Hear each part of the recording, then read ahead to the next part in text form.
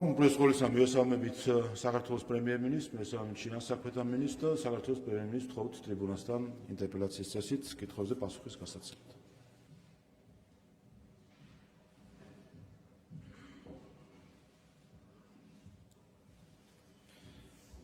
მოგესალმებით ბატონო პარლამენტის თავმჯდომარე, მოგესალმებით ძვირფასო პარლამენტის წევრებო, მოგესალმებით საქართველოს ჩინას განსაკუთრებულ მინისტრს, მთავრობის ადმინისტრაციის ხელმძღვანელს.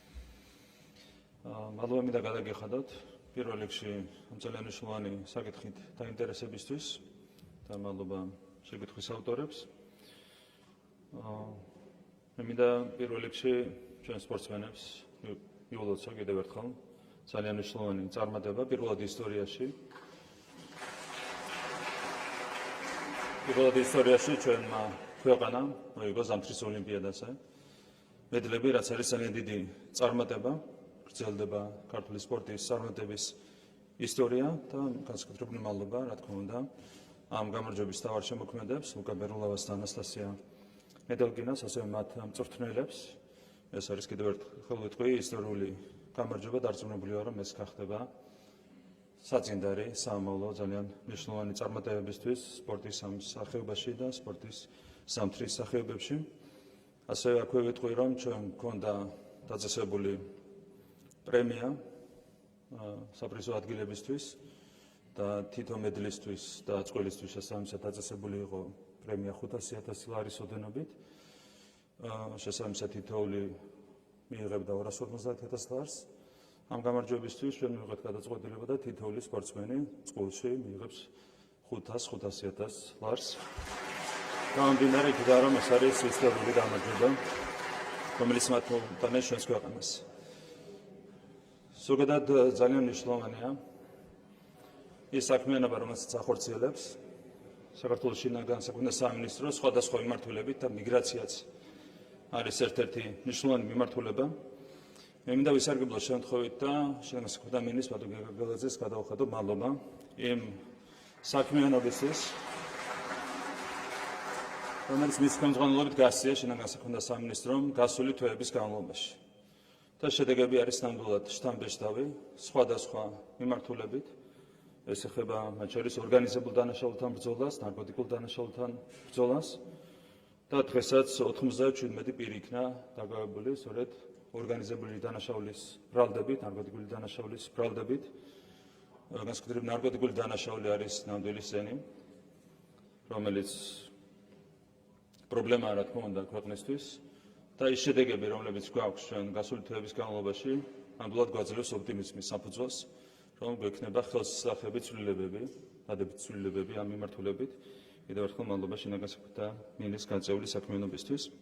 და აქვე აღნიშნავ, რომ მიგრაციის მიმართულებითაც შინაგან განსაკუთრებულ სამინისტროს ბოლოდროინდელი შედეგები არის შთამბეჭდავი. რაც შეეხება კონკრეტულად ამ საკითხს, არის რა თქმა უნდა მაღალი საზოგადოებრივი ინტერესი და გასაკვირი არ არის, რომ საქართველოს პარლამენტის წევრებსაც გაქვთ განსაკუთრებული ინტერესი მიგრაციის საკითხის მიმართ. პირველ რიგში კიდევ ერთხელ ვეტყვი იმას, თუ როგორია საერთო მოცემულობა. როგორც მოგეხსენებათ, საქსტატის მონაცემების მიხედვით საქართველოს მოსახლეობა არის 3,914,000 ადამიანი. აქედან მაქსიმუმ 257,000 არის უცხოელი. რატომ ამბობთ მაქსიმუმს? საქსტატს არ აქვს დაზუსტებული მონაცემები, დაზუსტებული მონაცემები გამოქვეყნდება 25 ივნისამდე, 25 ივნისს უпроსწორად. და მოსალოდნელია, რომ ეს მაჩვენებელი შემცირდება, გამომდინარე იქიდან, რომ არის, ასე ვთქვათ, გარკვეული ბუნდოვანება კონკრეტულ შემთხვევებში. მაქსიმალური რაოდენობა, კიდევ ერთხელ ვთქვათ, არის 257,000. რა განაპირობებს ზოგადად საქართველოში იმიგრაციას? არის რამდენიმე მნიშვნელოვანი ფაქტორი. პირველი, საქართველო არის ტურისტული ქვეყანა და ბუნებრივია ასეთ პირობებში რთულია მიგრაციული პროცესების მართვა, განსაკუთრებულ სირთულეებთან არის დაკავშირებული მიგრაციული პროცესების მართვა. თქვენ მოგეხსენებათ, რომ განათლების სისტემა არის ასევე გახსნილი უცხოელებისთვის და საქართველოში დღეს სწავლობს 37,000 უცხოელი სტუდენტი. მესამე მნიშვნელოვანი ფაქტორი ეს არის შრომითი მიგრაცია. საქართველოში ძალიან ბევრი მიმართულებით არის სამუშაო ძალის სერიოზული დეფიციტი. და რომ არა უცხოელი მუშახელი არაერთი პროექტის გაჩერება იქნებოდა აუცილებელი, გამომდინარე იქიდან, რომ ბაზარზე არ არის ქართული მუშახელი, რომელიც შესაბამის სფეროში იქნებოდა დასაქმებული, ასეთი ინტერესი არ არის. და რა თქმა უნდა, არალეგალური მიგრაცია არის ერთ-ერთი მნიშვნელოვანი ფაქტორი, რასთან დაკავშირებითაც განსაკუთრებული ძალისხმევა არის საჭირო და ამაზეც მოგვიანებით მოგახსენებთ. მივყვებით თითოეულ შეკითხვას. პირველი შეკითხვა ეხებოდა საერთო სტატისტიკას, უცხო ქვეყნის რამდენი მოქალაქე ცხოვრობს საქართველოში. როგორც უკვე გითხარით, მოსახლეობის საყოველთაო აღწერის მონაცემების თანახმად მაქსიმალური რაოდენობა არის 257,000. დავაზუსტებ, რომ აქ შედის ყველა მათ შორის არალეგალი მიგრანტი. აქ საუბარი არ არის მხოლოდ ლეგალურად საქართველოში მყოფ ადამიანებზე, 257,000 შედის მათ შორის არალეგალი მიგრანტების რაოდენობა. კიდევ ერთხელ ვიტყვი, რომ 25 ივნისს გამოქვეყნდება საერთო დაზუსტებული სტატისტიკა, თუმცა მანამდე შეგვიძლია ამ ზოგადი მაჩვენებლებით ვიხელმძღვანელოთ. მეორე შეკითხვას რაც შეეხება, როგორია საქართველოში მცხოვრები უცხოელების თანაფარდობა მოქალაქეობის ქვეყნის მიხედვით. მე უკვე საზოგადოებას გაუზიარე ინფორმაცია, რომელიც ეფუძნება საზღვრის კვეთის მონაცემებს და საზღვრის კვეთის მონაცემების თანახმად უცხოელების 70%-ზე მეტი არიან პოსტსაბჭოთა ქვეყნების მოქალაქეები, ან ევროკავშირის მოქალაქეები, ან ამერიკის შეერთებული შტატების, ან ისრაელის მოქალაქეები. ანუ 70%-ზე მეტი არიან პოსტსაბჭოთა ქვეყნებიდან, ევროკავშირის ქვეყნებიდან, ამერიკის შეერთებული შტატებიდან და ისრაელიდან. დანარჩენ ქვეყნებზე მოდის მიგრანტების დაახლოებით 30%.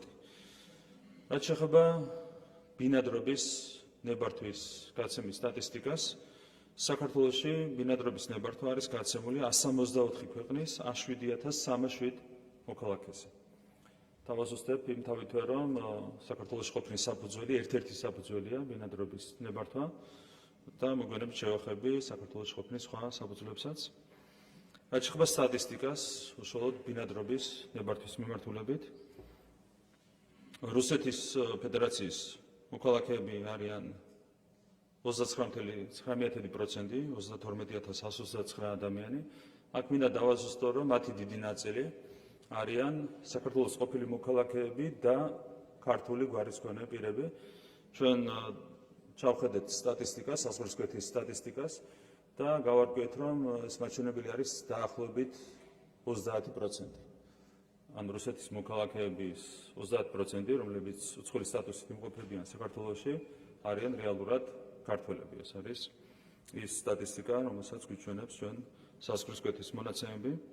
მეორე ადგილზეა ინდოეთი, 23,930 პირზე არის გაცემული ბინადრობის ნებართვა და მათი უდიდესი უმრავლესობა არიან სტუდენტები, რომლებიც სწავლობენ საქართველოში. მესამე ადგილზეა აზერბაიჯანი 6,3%. აქაც უნდა ვივარაუდოთ, რომ მათი უდიდესი უმრავლესობა არიან საქართველოდან გასული აზერბაიჯანელები, რომლებიც ფლობენ დღეს სხვა ქვეყნის მოქალაქეობას, აზერბაიჯანის უპირატესად მოქალაქეობას და დაბრუნებული არიან საქართველოში. რაც შეეხება უკრაინას, 5,9%, 6,290 ადამიანია ასეთი, თუმცა დამატებით ბინადრობის ნებართვის გარეშე ჩვენი სამართლებრივი აქტებიდან გამომდინარე, ლტოლვილის რეალური სტატუსით საქართველოში ცხოვრობს დამატებით 25,000-მდე უკრაინელი.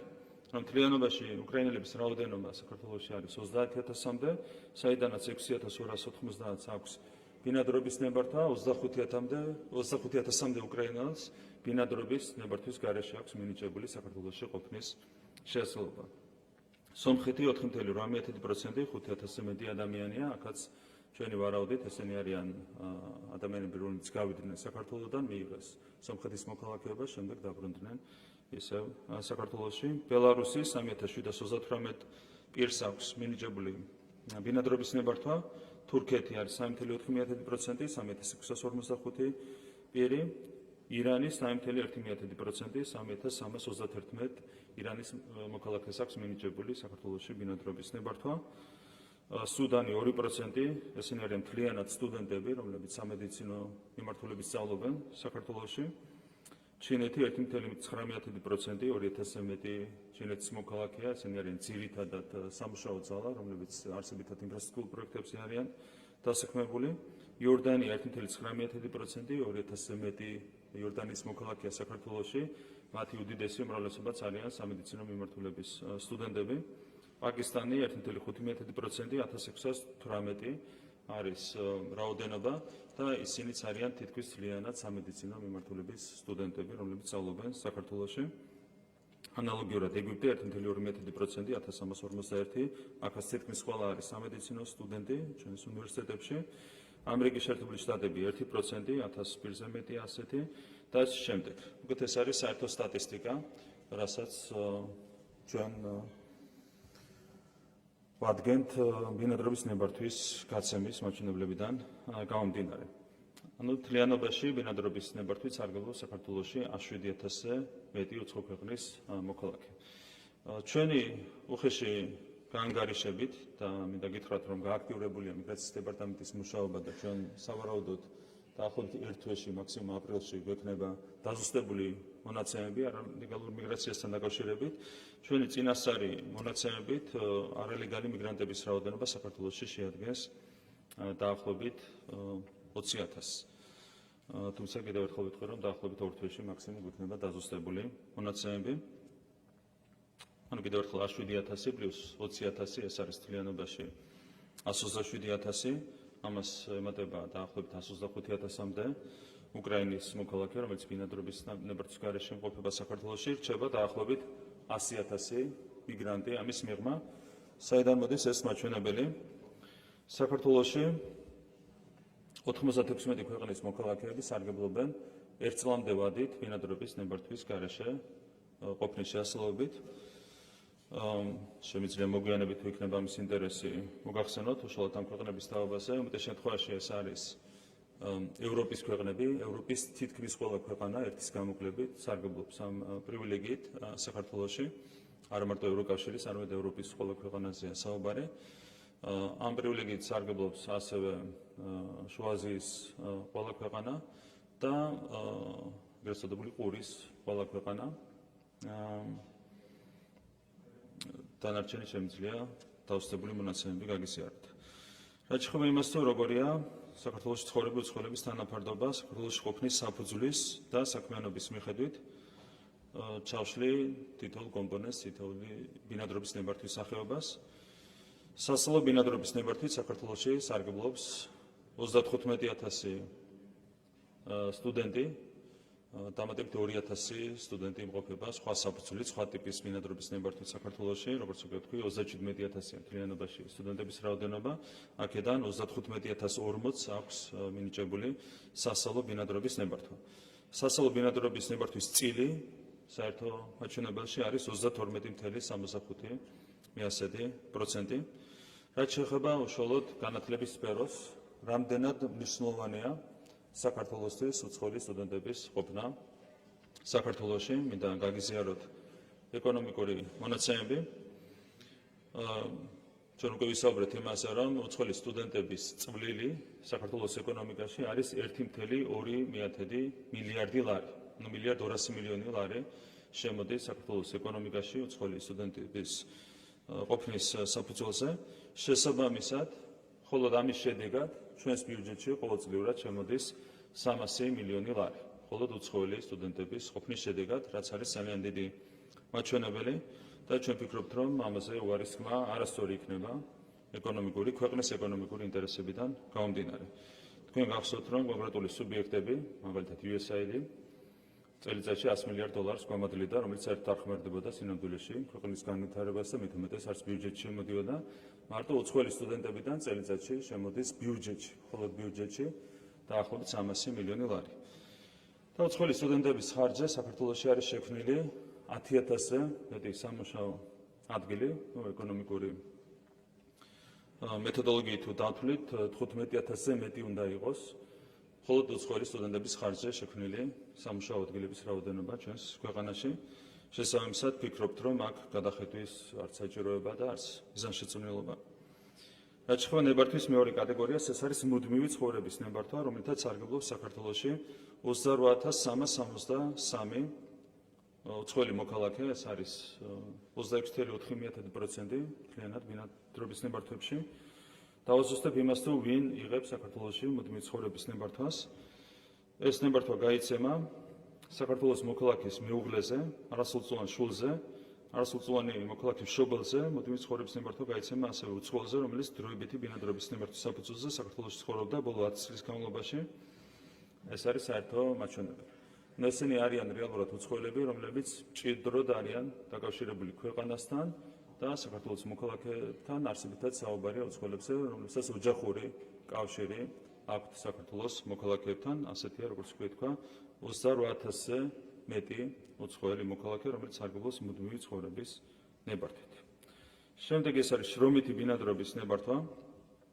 15,699 პირი სარგებლობს შრომითი ბინადრობის ნებართვით, წილი არის 14,6%, ამაზე მოგვიანებით ვისაუბრებ. როგორც უკვე თქვა, დასაქმების სფეროში არის სამუშაო ძალის სერიოზული დეფიციტი, როდესაც ბიზნეს ასოციაცია, საქართველოს ბიზნეს ასოციაცია ატარებს ხოლმე საკუთარი კვლევების პრეზენტაციას, ისინი პრობლემების სამეულში, ბიზნესის წინაშე არსებული პრობლემების სამეულში ასახელებენ სამუშაო ძალის დეფიციტს და მეორე არის მაღალკვალიფიციური სამუშაო ძალის დეფიციტი, როგორც ასეთი. ეს ყველაფერი ძალიან კარგად ჩანს საერთო სურათიდან, რომელიც არის ჩვენთან შექმნილი შრომის ბაზარზე და ეს ყველაფერი განაპირობებს შრომითი მიგრაციის საჭიროება საქართველოში კიდევ ერთხელ, რომ არა უცხოელების ყოფნა საქართველოში ძალიან ბევრი მაგალითად ინფრასტრუქტურული პროექტი განხორციელებდებოდა. არის სერიოზული სამუშაო დეფიციტი სხვადასხვა მიმართულებით, ძირითადად ეს ხდება მშენებლობის სფეროს, თუმცა არა მარტო სტუმართმასმეძლობის სფეროში არის სამუშაო ძალის სერიოზული დეფიციტი. აქედან გამომდინარე, შრომითი მიგრაციის კუთხით საჭიროება ჩვენს ქვეყანაში არსებობს კიდევ ერთხელ 15,700 პირს დაახლოებით აქვს მიცემული შრომითი ბინადრობის ნებართვა.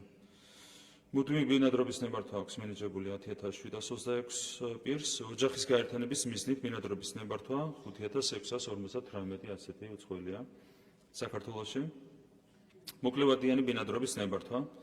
ამაზე იყო უამრავი სპეკულაციები, თქვენ გახსოვთ, რომ ამ სპეკულაციებს უკავშირებდნენ იგელჰილსის საინვესტიციო პროექტს და აცხადებდნენ, რომ მოკლევადიანი ბინადრობის ნებართვებით წაგვიკავდნენ ჩვენ უცხოელი მიგრანტები. მთლიანობაში გეტყვით, როგორი სტატისტიკა არის დაკავშირებულია მოკლევადიანი ბინადრობის ნებართვასთან. მე შეგახსენებთ, რომ მოკლევადიანი ბინადრობის ნებართვას იღებს პირი, რომელიც საქართველოში შეიძენს ისეთ უძრავ ქონებას, რომლის ღირებულება აღემატება $100,000 და ეს ზღვარი არის გაზრდილი $150,000-მდე, როგორც მოგეხსენებათ. მთლიანობის საქართველოში იმპერთა რაოდენობა, რომლებიც სარგებლობენ მოკლევადიანი ბინადრობის ნებართვით, არის 4,827 პირი. აქედანაც ძალიან კარგად ჩანს, თუ რამდენად სპეკულაციური იყო ის განცხადებები, რომლებიც უკავშირდებოდა მოკლევადიან ბინადრობის ნებართვას. ბინადრობის ნებართვა საქართველოს ყოფილი მოქალაქისათვის გაცემულია 2,716 პირზე, 2,9%-ია მათი კვადრის წილი მთლიან სტატისტიკაში. სპეციალური ბინადრობის ნებართვა არის გაცემული 1952 პირზე. სპეციალური ბინადრობის ნებართვა გაიცემა უცხოელზე, რომლის შესახებაც არსებობს საფუძვლიანი ვარაუდი, რომ შეიძლება იყოს ტრაფიკინგის დანაშაულის ხერხული ან დაზარალებული, ან რეალურად თავშესაფარს ვაძლევთ ასეთ პირებს საქართველოში. საინვესტიციო ბინადრობის ნებართვა სულ არის გაცემული 1357 პირზე და ეს ნებართვის ეს კატეგორია გაიცემა იმ უცხოელზე ან მისი ოჯახის წევრზე, რომელმაც განახორციელა არანაკლებ $300,000 ინვესტიცია, ან რომელსაც საქართველოში აქვს საკუთრების უფლება უძრავნისზე, რომლის ღირებულება აღემატება $300,000. მუდმივი საინვესტიციო ბინადრობის ნებართვა არის გაცემული 656 პირზე. მოქალაქეობის არ მქონე პირის ბინადრობის ნებართვის გაგრძელება 223 პირი.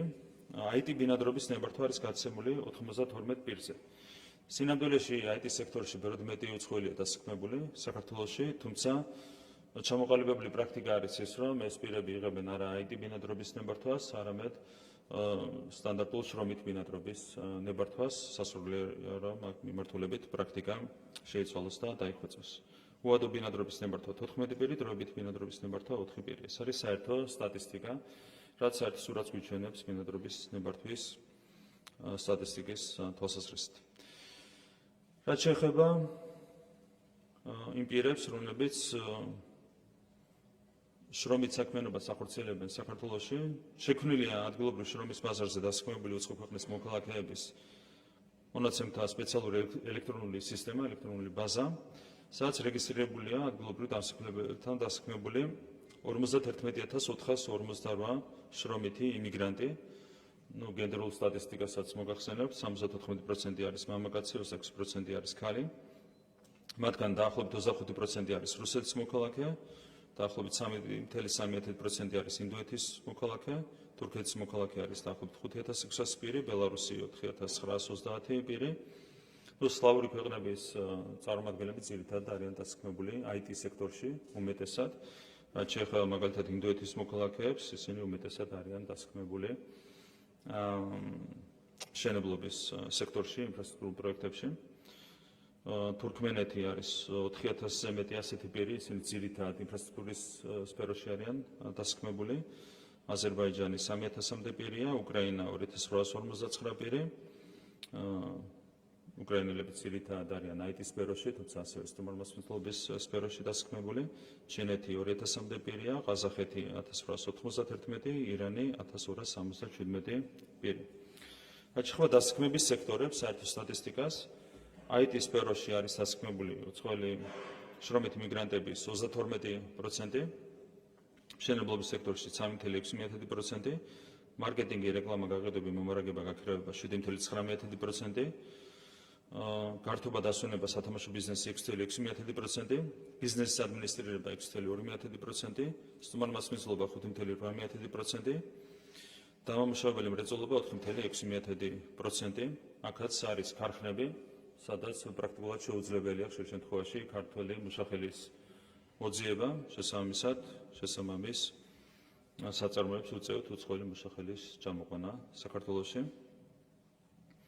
განათლების სფეროში დასაქმებულია უცხოელების 2,1%, სპორტი 2,1%. მეოთხე შეკითხვა გაქვთ არა შეფასებული უცხო ქვეყნის რამდენი მოქალაქე იმყოფება საქართველოში არალეგალურად, როგორც უკვე მოგახსენეთ, დაახლოებით მაჩვენებელი არის 20,000 პირი. თუმცა ჩვენი აქტიური მუშაობის შედეგად ეს მაჩვენებელი დაზუსტდება, არ ფიქრობთ, რომ რაიმე არსებითი ცვლილებები შევა ამ საერთო სურათში, თუმცა რა თქმა უნდა ძალიან მნიშვნელოვანია მოწესრიგდეს შესაბამისი მონაცემთა ბაზები და კიდევ უფრო მნიშვნელოვანია, რომ ვებრძოლოთ არალეგალურ მიგრაციას და ზუსტად ამას ეხება თქვენი მეხუთე შეკითხვა, რა ზომებს ატარებთ არალეგალურ მიგრაციასთან საბრძოლოდ. პირველ რიგში აქ მინდა აღვნიშნო, რომ ძალიან მნიშვნელოვანი იყო ის კანონები, რომლებიც თქვენ მიიღეთ, საქართველოს პარლამენტმა მიიღო ბოლო დროის განმავლობაში. ეს იყო კანონი უცხოელთა და მოქალაქეების არქონე პირთა სამართლებრივი მდგომარეობის შესახებ კანონის ცვლილებების თაობაზე. კანონი, რომელიც თქვენ მიიღეთ, სისხლის სამართლის კოდექსში შეტანილი ცვლილებები და ადმინისტრაციულ სამართალდარღვევათა კოდექსში შეტანილი ცვლილებები. გარდა ამისა, გამკაცრდა საიმიგრაციო კონტროლის ღონისძიებები და გამკაცრების საშუალებაც მოგვცა შესაბამისმა საკანონმდებლო ცვლილებებმა. კიდევ ერთხელ მინდა აღვნიშნო, რომ ჩვენ 2025 წელს გასული 12 თვის განმავლობაში გავაწევეთ იმაზე მეტი არალეგალი უცხოელი, ვიდრე გასული 10 წლის განმავლობაში. ანუ გადავასწარით გასული 10 წლის სტატისტიკას. თუმცა ეს არ არის საკმარისი. ჩვენი გეგმის მიხედვით კიდევ უფრო უნდა გაძლიერდეს არალეგალურ მიგრაციასთან ბრძოლა და 2026 წლის განმავლობაში ფიქრობთ, რომ ჩვენ მივახცევთ 4,000-იან ნიშნულს. შესაბამისად მოხერხდება უცხოელი არალეგალი მიგრანტების დაახლოებით 20%-ის გაძევება მიმდინარე წლის განმავლობაში. ეს სავსებით რეალურია იმ ცვლილებებიდან გამომდინარე, რომლებიც ხორციელდება შინაგან საქმეთა სამინისტროს მიგრაციის დეპარტამენტში. რაც შეეხება სტატისტიკას, მოქალაქეობის მიხედვით, გაძევებულ არალეგალ მიგრანტებს მაქვს საუბარი. გაძევებულ პირთა 20,5% არიან ინდოეთის მოქალაქეები, 12,9% თურქეთის მოქალაქეები, 12% ირანის მოქალაქეები, 7,5% ჩინეთის მოქალაქეები, 5,6% რუსეთის ფედერაციის მოქალაქეები. ეს არის საერთო სტატისტიკა გაძევების მიმართულებით. ასევე მნიშვნელოვანი იყო ის ცვლილებები, რომლებიც განხორციელდა კანონმდებლობაში პასუხისმგებლობის გამკაცრების მიმართულებით საუბარია შესაბამისი კანონმდებლობის დარღვევაზე, გათვალისწინებულ პასუხისმგებლობაზე, როგორც მოგეხსენებათ, მაქსიმალური ჯარიმა იყო 360 ლარი და ასეთ პირობებში იყო დიდი ცდუნება იმისა, რომ ადამიანს გასაკუთრებული რისკის გარეშე ჩაედინა შესაბამისი სამართალდარღვევა. ახალი კანონმდებლობის მიხედვით, როგორც მოგეხსენებათ, დადგენილია გაზრდილი ჯარიმები 1000-დან 3000 ლარამდე და ამასთან ერთად, ფულად ჯარიმებთან ერთად დაწესებულია შემოსulis აკრძალვა შესაბამისი სამართალდარღვევის ჩამდენ უცხოელებზე და გამომდინარე სამართალდარღვევის შინაარსიდან 6 თვიდან 3 წლამდე შემოსulis აკრძალვა არის გათვალისწინებული შესაბამისი პასუხისმგებლობის ზომის სახით. და ასეთი აკრძალვა გასული წლის 1 ოქტომბრიდან შემოსulis აკრძალვა დაუწესდა 2331 პირს. ასევე ცალკე არის დადგენილი შესაბამისი პასუხისმგებლობა სისხლის სამართლის დანაშაულის შემთხვევაში, მნიშვნელოვანია რომ აქაც კრიმინალიზაცია მოხდა მთელი რიგი სამართალდარღვევების გაძევება და შემოსulis აკრძალვა ასეთი სისხლის სამართლის დანაშაულისთვის არის გათვალისწინებული შემოსulis აკრძალვა 2-დან 20 წლამდე ვადით გამომდინარე სამართალდარღვევის კატეგორიიდან. ასეთი ზომა შეეფარდა საჩელის სახით 52 პირს საქართველოში 1 ოქტომბრიდან მოყოლებული. რაც შეეხება ადმინისტრაციული სამართალდარღვევის ჩადენის შემთხვევაში პირის გაძევებას და შემოსulis აკრძალვას ასეთი ზომა შეეფარდა 22 პირს 1 ოქტომბრიდან მოყოლებული. ძალიან მნიშვნელოვანია თავშესაფრის სისტემის ბოროტად გამოყენების პრევენცია. ზოგადად საგრძნობლად გაიზარდა თავშესაფრის მაძიებელთა რაოდენობა და მუდმივად მზარდია ეს მაჩვენებლები. ყოველწლიურად შემოდის საშუალოდ 1200-ზე მეტი განაცხადი შინაგან საქმეთა სამინისტროში. 2025 წელს შემოვიდა 1352 განაცხადი თავშესაფრის მიღებაზე. რაც შეეხება სტატისტიკას, ქვეყნების ხუთეულის შემდეგნაირად გამოიყურება თურქეთი 226 პირი, ინდოეთი 219 პირი, უკრაინა 150 პირი, ირანი 115 პირი, პაკისტანი 116 პირი. მიღებული იქნა ახალი კანონი საერთაშორისო დაცვის შესახებ და ამ კანონით მადლობა თქვენ კიდევ ერთხელ ამისათვის მაქსიმალურად შეიზღუდა ბოროტად სარგებლობის შესაძლებლობა. უმეტეს შემთხვევაში აშკარად საფუძვლის გარეშე ითხოვენ თავშესაფარს უცხოელი მიგრანტები და ძალიან მნიშვნელოვანია რომ ჩვენ აქ გქონდეს სათანადო რეაგირების საშუალება, დაინერგა სკრინინგის მექანიზმი, დაინერგა ასევე უსაფრთხო მესამე ქვეყნის კონცეფცია, რაც გვაძლევს იმის საშუალებას, რომ მარტივი დაჩქარებული პროცედურების საფუძველზე უთხრათ უარი იმ პირებს თავშესაფარზე, რომლებსაც რეალური საფუძველი არ აქვთ, აშკარად არ აქვთ, გაფართოვდა განცხადების დაჩქარებული წესის განხილვის შესაძლებლობა და რაც ძალიან მნიშვნელოვანია, დაინერგა განცხადების უშუალოდ საზღვარზე განხილვის პროცედურა. არის ხოლმე შემთხვევები, როდესაც უცხოელები ცდილობენ საქართველოს შემოსვლას, თავშესაფრის მიღებას, ისე რომ აშკარად არ აქვთ არავითარი საფუძველი ამისათვის და ახალი რეგულაციები გვაძლევს იმის საშუალებას, რომ უკვე საზღვარზე გავაბრუნდეთ შესაბამისი პირები ქვეყნიდან. იმ პირთა 77%-ს, რომელთა ჩარშან მიენიჭათ საერთაშორისო დაცვა, შეადგენენ უკრაინელები, გასაგებია მისესი უკრაინაში მიმდინარე ომის გამო, სულ მთლიანობაში დაკმაყოფილებულ განცხადებებში უკრაინელების წილი არის 42%. ანუ თავშესაფარ მიცემულ პირებს შორის 42% არიან უკრაინის მოქალაქეები. ძალიან მნიშვნელოვანია, რომ თქვენს მიერ მიღებული კანონით გამკაცრდა საქართველოში უცხოელების დასაქმების პირობები და მთელი რიგი შეზღუდვები დაწესდა. ძალიან მნიშვნელოვანია ბუნებრივი ამ კანონმდებლობის სათანადო დასრულება და რა თქმა უნდა ეს არის ჩვენი პასუხისმგებლობა და ამას თავიდან ბოლომდე ვუსრულყოფთ. ძალიან მნიშვნელოვანი იყო ის ცვლილებები, რომლებიც განხორციელდა შინაგან საქმეთა სამინისტროში მიგრაციის დეპარტამენტის ინსტიტუციური და ინფრასტრუქტურული გაძლიერების კუთხით. ჩვენ რამდენიმე დღის წინ მოვინახულეთ მიგრაციის დეპარტამენტის სრულიად ახალი შენობა, ახლად აშენებული შენობა. გვაქვს ახალი მატერიალურ-ტექნიკური ბაზა, რომელთაც არის მიგრაციის დეპარტამენტი უზრუნველყოფილი და ასევე მინდა მოგახსენოთ, რომ რამდენჯერმე გაიზარდა თანამშრომლების რაოდენობა, სულ 9 თანამშრომელი იყო დაკავებული მიგრაციის საკითხებით. გასაგებია, რომ ასეთ პირობებში რთული იყო შედეგების მიღწევა, რამდენჯერმე გაიზარდა ეს მაჩვენებელი, რაც მოგცემს უკრაინულ მიგრაციასთან ეფექტიანად ბრძოლის შესაძლებლობას. ასევე მუდმივ რეჟიმში მიმდინარეობს სასაცხოვრო პოლიციის ტექნიკური აღჭურვილობის მოდერნიზაცია, რაც ასევე მნიშვნელოვანია ბუნებრივი უკრაინულ მიგრაციასთან საბრძოლოდ. რაც შეეხება სამომავლო გეგმებს, მზადდება მთელი რიგი საკანონმდებლო ინიციატივები აქ დეტალებში ჯერ არ შევავთ, თქვენი ნებართვით. როდესაც გვექნება უკვე პაკეტი მზად, ამის შემდეგ მოგახსენებთ დეტალების თავობასა და წარმოგიდგენთ შესაბამის პაკეტს. ძალიან მნიშვნელოვანია სასწავლო ბინადრობის ნებართვის ბოროტად გამოყენების პრევენცია. ამ მიმართულებით იყო ჩამოყალიბებული პრობლემური პრაქტიკა იყო არაერთი შემთხვევა, როდესაც რეალურად პირი არ იმყოფებოდა სწავლის მიზნით საქართველოში და მათზე მაინც გაიცებოდა ბინადრობის ნებართვა. ასეთი შემთხვევები იქნება მინიმუმამდე დაყვანილი, მაქსიმალურად გამკაცრდება პოლიტიკა ამ კუთხით. დაიხვეწება უცხოელების მონაცემთა ბაზა, ჩვენი სურვილია და მიზანია, უბრალოდ შექმნათ სრულფასოვანი მონაცემთა ბაზა, სადაც აისახება მონაცემები საქართველოში ყოფი ყველა უცხოელის შესახებ და ბუნებრივია ეს არის ძალიან მნიშვნელოვანი ზომა, რომელიც ჩვენ გვაძლევს უკანონო მიგრაციასთან ბრძოლის შეასრულებას. ზოგადად უკანონო მიგრაციასთან ბრძოლა არის მუდმივი პროცესი და რა თქმა უნდა ჩვენ ამ ყველაფერს უნდა შევხვდეთ მომზადებული და ზუსტად ამას ემსახურება ის ცვლილებები, საკანონმდებლო თუ პრაქტიკული ცვლილებები, რომელიც ბოლო პერიოდში განხორციელდა მთლიანად სისტემაში.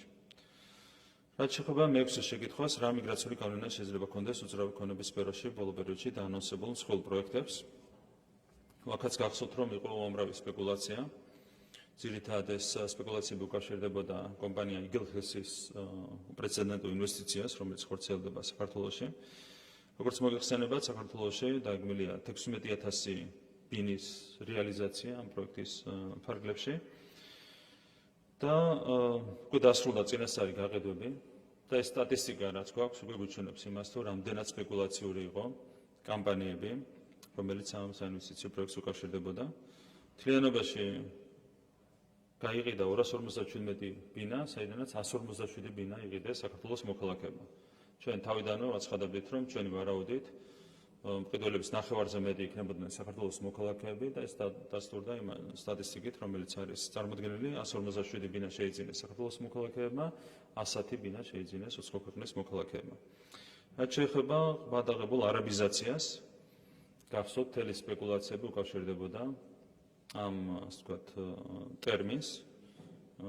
ეს ახასიათებს ხოლმე ჩვენს რადიკალურ ოპოზიციას, აიღებენ ხოლმე ორ სიტყვას, შინაარსში საერთოდ არ შედიან და ერთ-ეგივე ორ სიტყვას ატრიალებენ. ადრე იყო რუსული კანონი, ეხლა არის არაბული ქალაქები. იყო უпроსორად არაბული ქალაქები, როგორც რუსული კანონის კამპანია ჩავარდა, ასევე ძალიან მარტივად ჩავარდა არაბული ქალაქების კამპანიაც. და ამ სტატისტიკაც აჩვენებს, ამ 257 ბინიდან 8 ბინა შეიძინეს იმ ქვეყნების მოქალაქეებმა, რომლებიც არიან არაბული ქვეყნები. თავადაც ხედავთ, როგორი არაბიზაციის რისკის წინაშე დგას ჩვენი ქვეყანა. ჩავარდა იმთავითვე ეს კამპანია და აღიარეს, რეალურად ირიბად აღიარეს საკუთარი მარცხი, გადაერთნენ ახლა იმაზე, რომ თუ საქართველოს მოქალაქეები ყიდულობენ ამ ბინებს, მაშინ გამოდის, რომ 6,6 მილიარდი დოლარის ინვესტიცია როგორ შემოდის საქართველოში, ეს არის მათი შეკითხვა. როგორც ჩავარდა არაბიზაციის კამპანია, ასევე ჩავარდება, რა თქმა უნდა, კამპანია მასთან დაკავშირებით, რომ ეს ინვესტიცია თითქოს არის არარეალური, რეალურად საქართველოში განხორციელდება 6,6 მილიარდი დოლარის ინვესტირება და როგორც ეს ყველაფერი დადასტურდა გაყიდვების სტატისტიკით, ასევე დადასტურდება მომავალში ეკონომიკური და საბიუჯეტო სტატისტიკის, რომელსაც აუცილებლად ყოველწლიურად გავუზიარებ ჩვენს საზოგადოებას. ანუ კიდევ ერთხელ, რაც შეეხება პროექტების გავლენას და მშენებლობის გავლენას საქართველოში მიგრაციაზე, ეს არის სარიელი სპეკულაციები. კიდევ ერთხელ მოკლებადიან ბინადრობის ნებართვასაც უკავშირებდნენ ამ სპეკულაციებს, აცხადებდნენ, რომ როგორც კი პირი ყიდულობს ბინას, 150,000 დოლარზე მეტი ღირებულების ბინა საქართველოში, მაშინვე მარტივად შეუძლია იცხოვროს საქართველოში. ერთი რომ ეს არის მოკლებადიანი ბინადრობის ნებართვა, რომლის ვადა არის მაქსიმუმ 1 წელიწადი, ეს ერთი. და მეორე აქაც სტატისტიკა გაგაცანეთ, 5,000-ზე ნაკლებია ესეთი პირების რაოდენობა, რომლებიც ბინის შეძენის საფუძველზე იღებენ მოკლებადიან ბინადრობის ნებართვას. ან რამდენად სპეკულაციურია ეს განცხადებები სტატისტიკიდანაც ძალიან მარტივად ჩანს. და ბოლოს შეკითხვა, რამდენად პასუხობს არსებულ გამოწვევებს 2020 წელს საქართველოს მთავრობის მიერ დამტკიცებული საქართველოს 2021-30 წლების მიგრაციის სტრატეგია. მოკლედ გიპასუხებთ, რომ ვერ პასუხობს. ერთი რომ რამდენიმე წლის წინ არის დამტკიცებული ეს სტრატეგია. ჩვენ გვაქვს მიზანი, რომ მაქსიმალურად გავამკაცროთ მიდგომა და უზრუნველყოთ არალეგალური მიგრაციის ნულამდე დაყვანა ჩვენს ქვეყანაში. რაც შეეხება იმ სტრატეგიას, რომელიც 2020 წელს დამტკიცდა, ამ კუთხით ნაკლებად ხელშესახებ ზომებს ითვალისწინებს ჩვენ გვაქვს რეალურად ახალი სტრატეგია, რომელიც შეიძლება განახლებულ დოკუმენტში აისახოს, რომელიც სწორედ რომ მოგცემს ჩვენ უკანონო მიგრაციასთან ეფექტიანად ბრძოლის საშუალებას. კიდევ ერთხელ მიმდინარე წელს ჩვენი გეგმის მიხედვით დაახლოებით 4000 უკანონო მიგრანტის გაძევება უნდა მოხდეს ჩვენს ქვეყნიდან. რაც ნიშნავს იმას, რომ რამდენიმე წელიწადში ჩვენ შეგვიძლია მთლიანად აღმოვხვრათ უკანონო მიგრაცია საქართველოში. ჩვენ ვფიქრობთ, ეს არის უფრო ეფექტიანი სტრატეგია, ვიდრე ის, რაც იყო ასახული 2020 წელს დამტკიცებულ დოკუმენტში. ეს არის ის ინფორმაცია, რომლის გაზიარებაც მინდოდა. კიდევ ერთხელ გაიმეორებ, რომ არის რა თქმა უნდა მაღალი საზოგადოებრივი ინტერესი იმ პროცესების ფონზე, რომლებიც ვითარდება, განსაკუთრებით ევროკავშირის ქვეყნებში, ბუნებრივია, ყველას აქვს შეში, რომ იგივე არ განმეორდეს ჩვენს ქვეყანაში. თქვენ ხედავთ, თუ როგორ იზრდება მიგრანტების წილი მოსახლეობაში ევროკავშირის კონკრეტულ ქვეყნებში. რა თქმა უნდა, ჩვენი ერთ-ერთი უმთავრესი ეროვნული ამოცანაა, რომ უზრუნველყოთ ჩვენი ეროვნული და ასევე რელიგიური იდენტობის შენარჩუნება. შესაბამისად, მაქსიმუმი გაკეთდება იმისათვის, რომ ებრძოლოთ არალეგალურ მიგრაციას ჩვენს ქვეყანაში.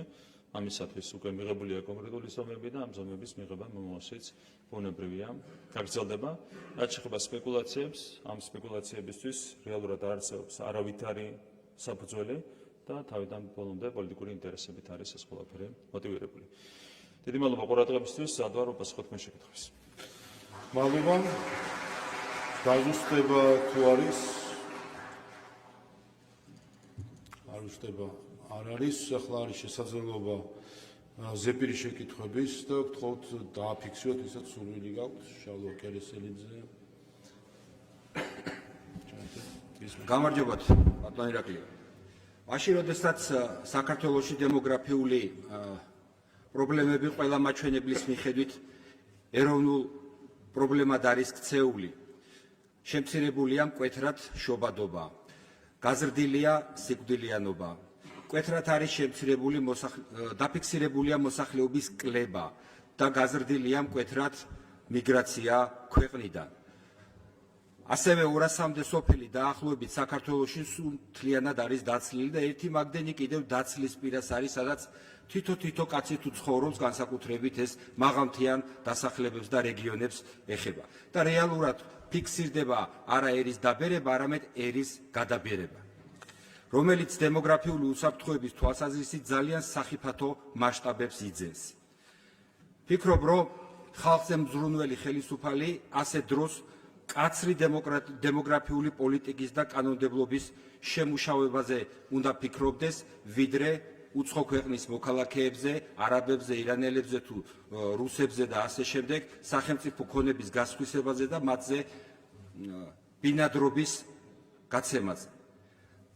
თქვენ იღებთ პოლიტიკურ პასუხისგებლობას, რომ პაკისტანიდან, ირანიდან, ინდოეთიდან, არაბეთის ქვეყნებიდან, თუნდაც რუსეთიდან და ასე შემდეგ შემოსული ლეგალური თუ არალეგალური მოქალაქეები ქვეყნისთვის და ჩვენი მოქალაქეებისთვის არ გახდებიან უსაფრთხოების, შრომის ბაზრის დაკარგვის და დემოგრაფიული ექსპანსიის საფრთხე. ამას რატო გეუბნებით, იცით? იმიტომ გეუბნებით, რომ გადავხედოთ თუნდაც დედაქალაქს, შრომის ბაზარს, ნათლად ჩანს, რომ შემოსული ლეგალური თუ არალეგალური უცხო ქვეყნის მოქალაქეები, როგორც იაფი სამუშაო ძალა, ადგილობრივ მკვიდრ მოსახლეობას აძევებენ შრომის ბაზრიდან და თავად იკავებენ მათ ადგილს. დაასრულებინათ. ჩვენი მკვიდრი მოსახლეობა კიდე სამუშაოს საძიებლად საზღვარგარეთ გადის. ამის ნათელი მაგალითია თუნდაც მშენებლობის სფერო, მომსახურეობის სფერო, სადაც ძალიან ხშირ შემთხვევაში შემოსული იაფი სამუშაო ძალა უმრავლესობას წარმოადგენენ. მადლობთ. ქართული ოცნებიდან ორი ზეპირი შეკითხვა, შოთა ხაბარელი, ავალ და ყუდუშავა. დიდი მადლობა ბატონო შალვა. მოგესალმებით ბატონო პრემიერ-მინისტრო. მინდა ძალიან დიდი მადლობა გადაგიხადოთ სპორტის ასეთი მხარდაჭერისათვის. მინდა აღვნიშნო, რომ 2012 წლის შემდეგ იყო კარგი მხარდაჭერა, მაგრამ ასეთი როგორც ბოლო წლებში ასეთი არ ყოფილა და დიდი მადლობა მინდა გადაგიხადოთ ამისათვის.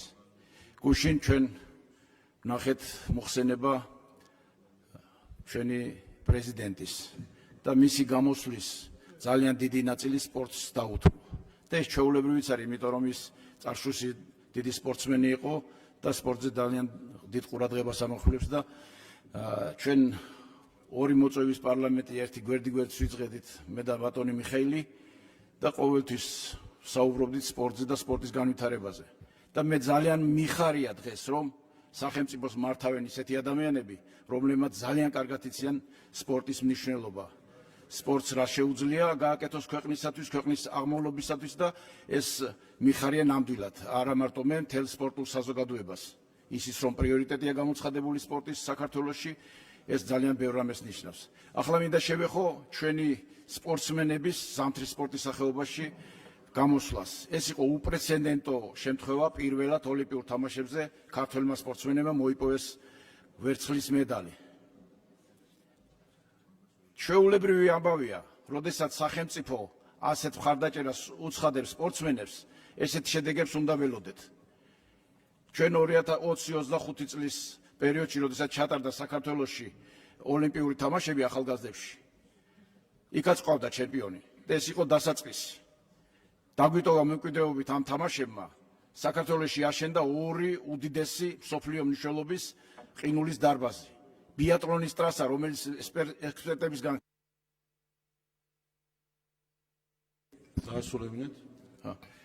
შეფასებული ერთ-ერთ საუკეთესოდ მსოფლიოში. სათხილამურო ტრასები. ჩვენ გვაქვს უნიკალური პირობები იმისათვის, რომ ზამთრის სპორტის სახეობა განვითარდეს. ჩვენ წარმატებები გვაქვს გზაფხულის სპორტის სახეობებში და აქ უკვე ვიწყებთ ზამთრის სპორტის სახეობების განვითარებას. ბატონო პრემიერ-მინისტრო, თითქმის ყველა მიმართულებით ზამთრის სახეობებში ჩვენს ინფრასტრუქტურა განვითარებულია, ჩემი შეკითხვა არის ასეთი. იქ გვაქვს ჩვენ ბაკურიანში იყო სავიზიტო ბარათი, ტრამპლინი და ხტომის ბაზა. დაასრულებინეთ 23. და ალბათ ასეთი მიდგომით დარწმუნებული ვარ, რომ აი ამასაც მიეხედებათ, აი რას ფიქრობთ ამ საკითხთან დაკავშირებით. დიდი მადლობა. მადლობთ. მეორე შეკითხვა ფრაქცია საქართველოსი ქეთევან ბაკარაძე. მოგესალმებით. კითხვა არის შემდეგი. როგორი უნდა იყოს საქართველოს დემოგრაფიული პოლიტიკა და რა უნდა გაკეთდეს იმისათვის, რომ შექმნილი მძიმე ვითარება გამოსწორდეს. პირველ რიგში საჭიროა ხელისუფლების პოლიტიკური ნება და მკაცრი დემოგრაფიული პოლიტიკის შემუშავება სათანადო კანონმდებლობით.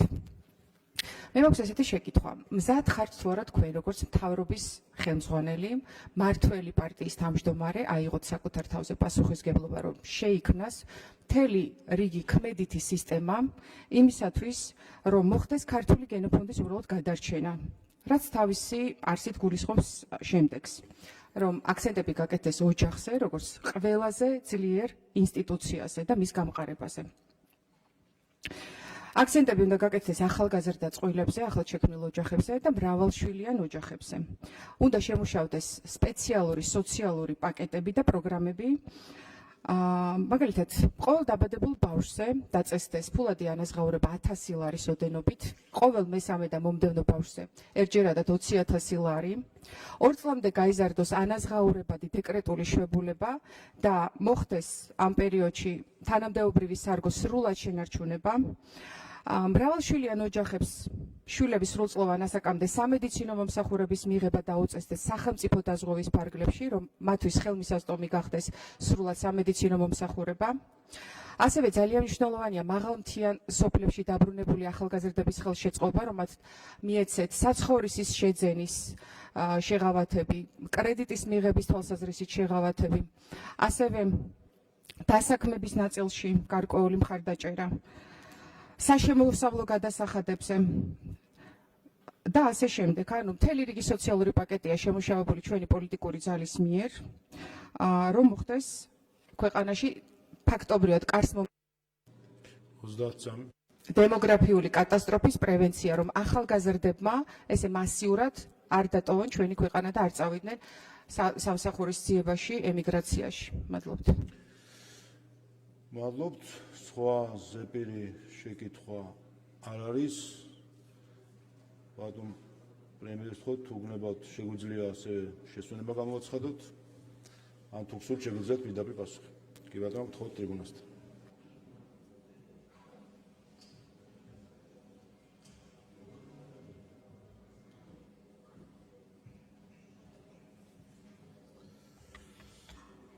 მადლობა დაზუსტებისთვის, შეკითხვებისთვის. რაც შეეხება საერთო ვითარებას, რაც უკავშირდება დემოგრაფიას, თქვა დემოგრაფია არის ჩვენი ქვეყნის ერთ-ერთი უმთავრესი გამოწვევა, ეს იმთავითვე შეიძლება ითქვას.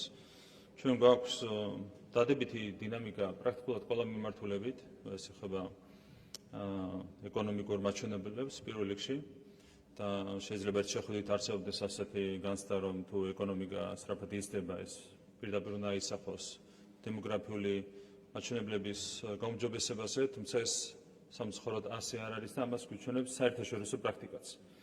როგორც წესი, პირიქით არის ხოლმე, როდესაც უმჯობესდება კეთილდღეობის დონე, ამა თუ იმ საზოგადოებაში, ეს პირიქით განაპირობებს ხოლმე დემოგრაფიული ტენდენციების გაუარესებას.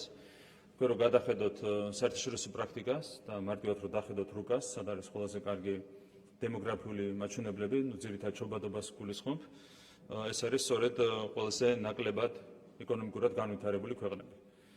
თქვენ რომ ნახოთ მაგალითად, რომელ კონტინენტებზე იზრდება ყველაზე მეტად მოსახლეობა, ლიდერები არიან აფრიკა და აზია, სადაც ყველაზე დაბალია კეთილდღეობის დონე და ყველაზე მძიმე სტატისტიკა აქვს ევროპას, ერთადერთი კონტინენტია, სადაც იკლებს ყოველწლიურად მოსახლეობა.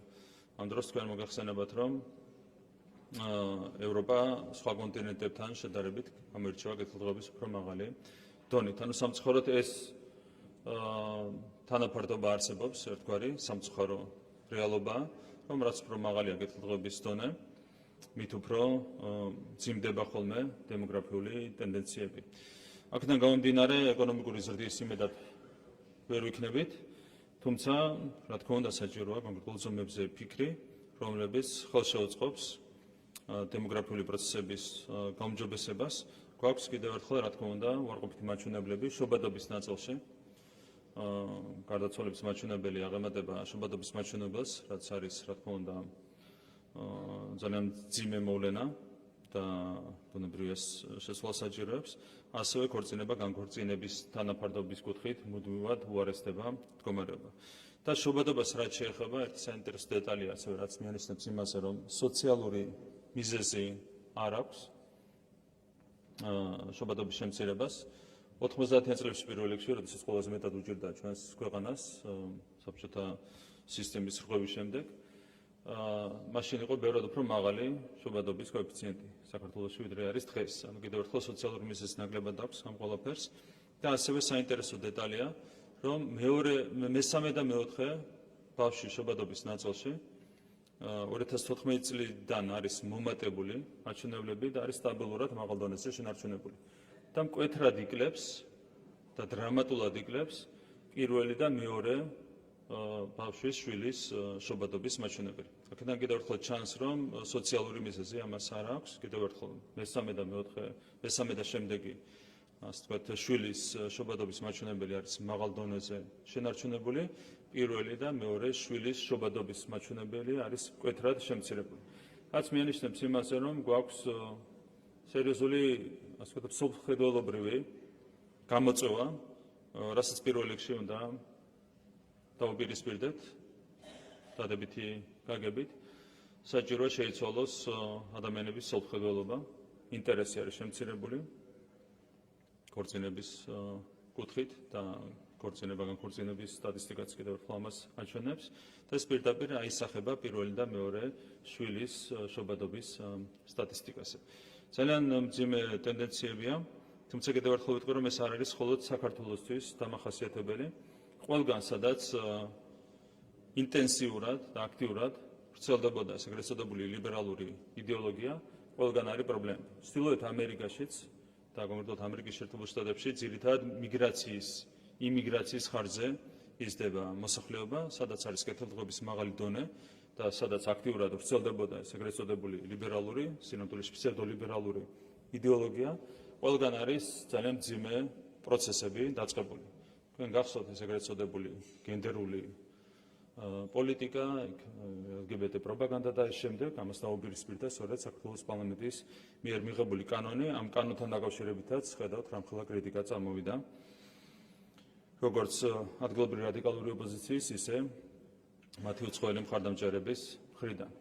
სინამდვილეში ჩვენ ჭირდება სერიოზული ზომების მიღება იმისათვის, რომ შეიცვალოს საზოგადოების სოფხედველობა, ჩვენ უნდა ვიზრუნოთ საზოგადოების პატრიოტული სულისკვეთების ამაღლებაზე და ზოგადად ისეთი ცნობიერების ამაღლებაზე, რომელიც ხელს შეუწყობს საქართველოში დემოგრაფიული პროცესების დადებითი მიმართულებით განვითარებას.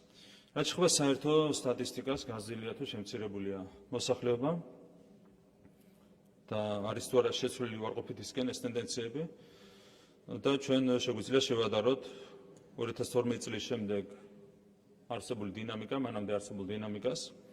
2003 წელს საქართველოს მოსახლეობა იყო 3.965.000, 3.966.000 და შემცირდა 3.739.000-მდე. დაახლოებით 226.000-ით შემცირდა მოსახლეობის რაოდენობა 2003 წლიდან 12 წლამდე საქართველოში. როგორც მოგეხსენებათ, საქსტატმა ჩაატარა მოსახლეობის საყოველთაო აღწერა და კიდევ ერთხელ გაიმეორებ, რომ საქართველოს მოსახლეობის რაოდენობა შეადგენს 3.914.000.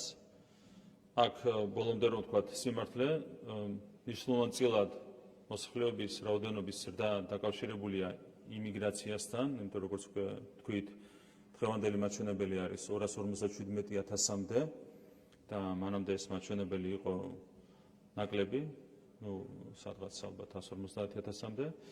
თუმცა საქართველოს მოქალაქეების ნაწილშიც არის დადებითისკენ შეცვლილი ტენდენცია. ვერ ვთქვი, რომ დადებითია ტენდენცია, მაგრამ დადებითი მიმართულებით არის შეცვლილი. თუმცა ჩვენ ამით თავს ვერ დავიმშვიდებთ.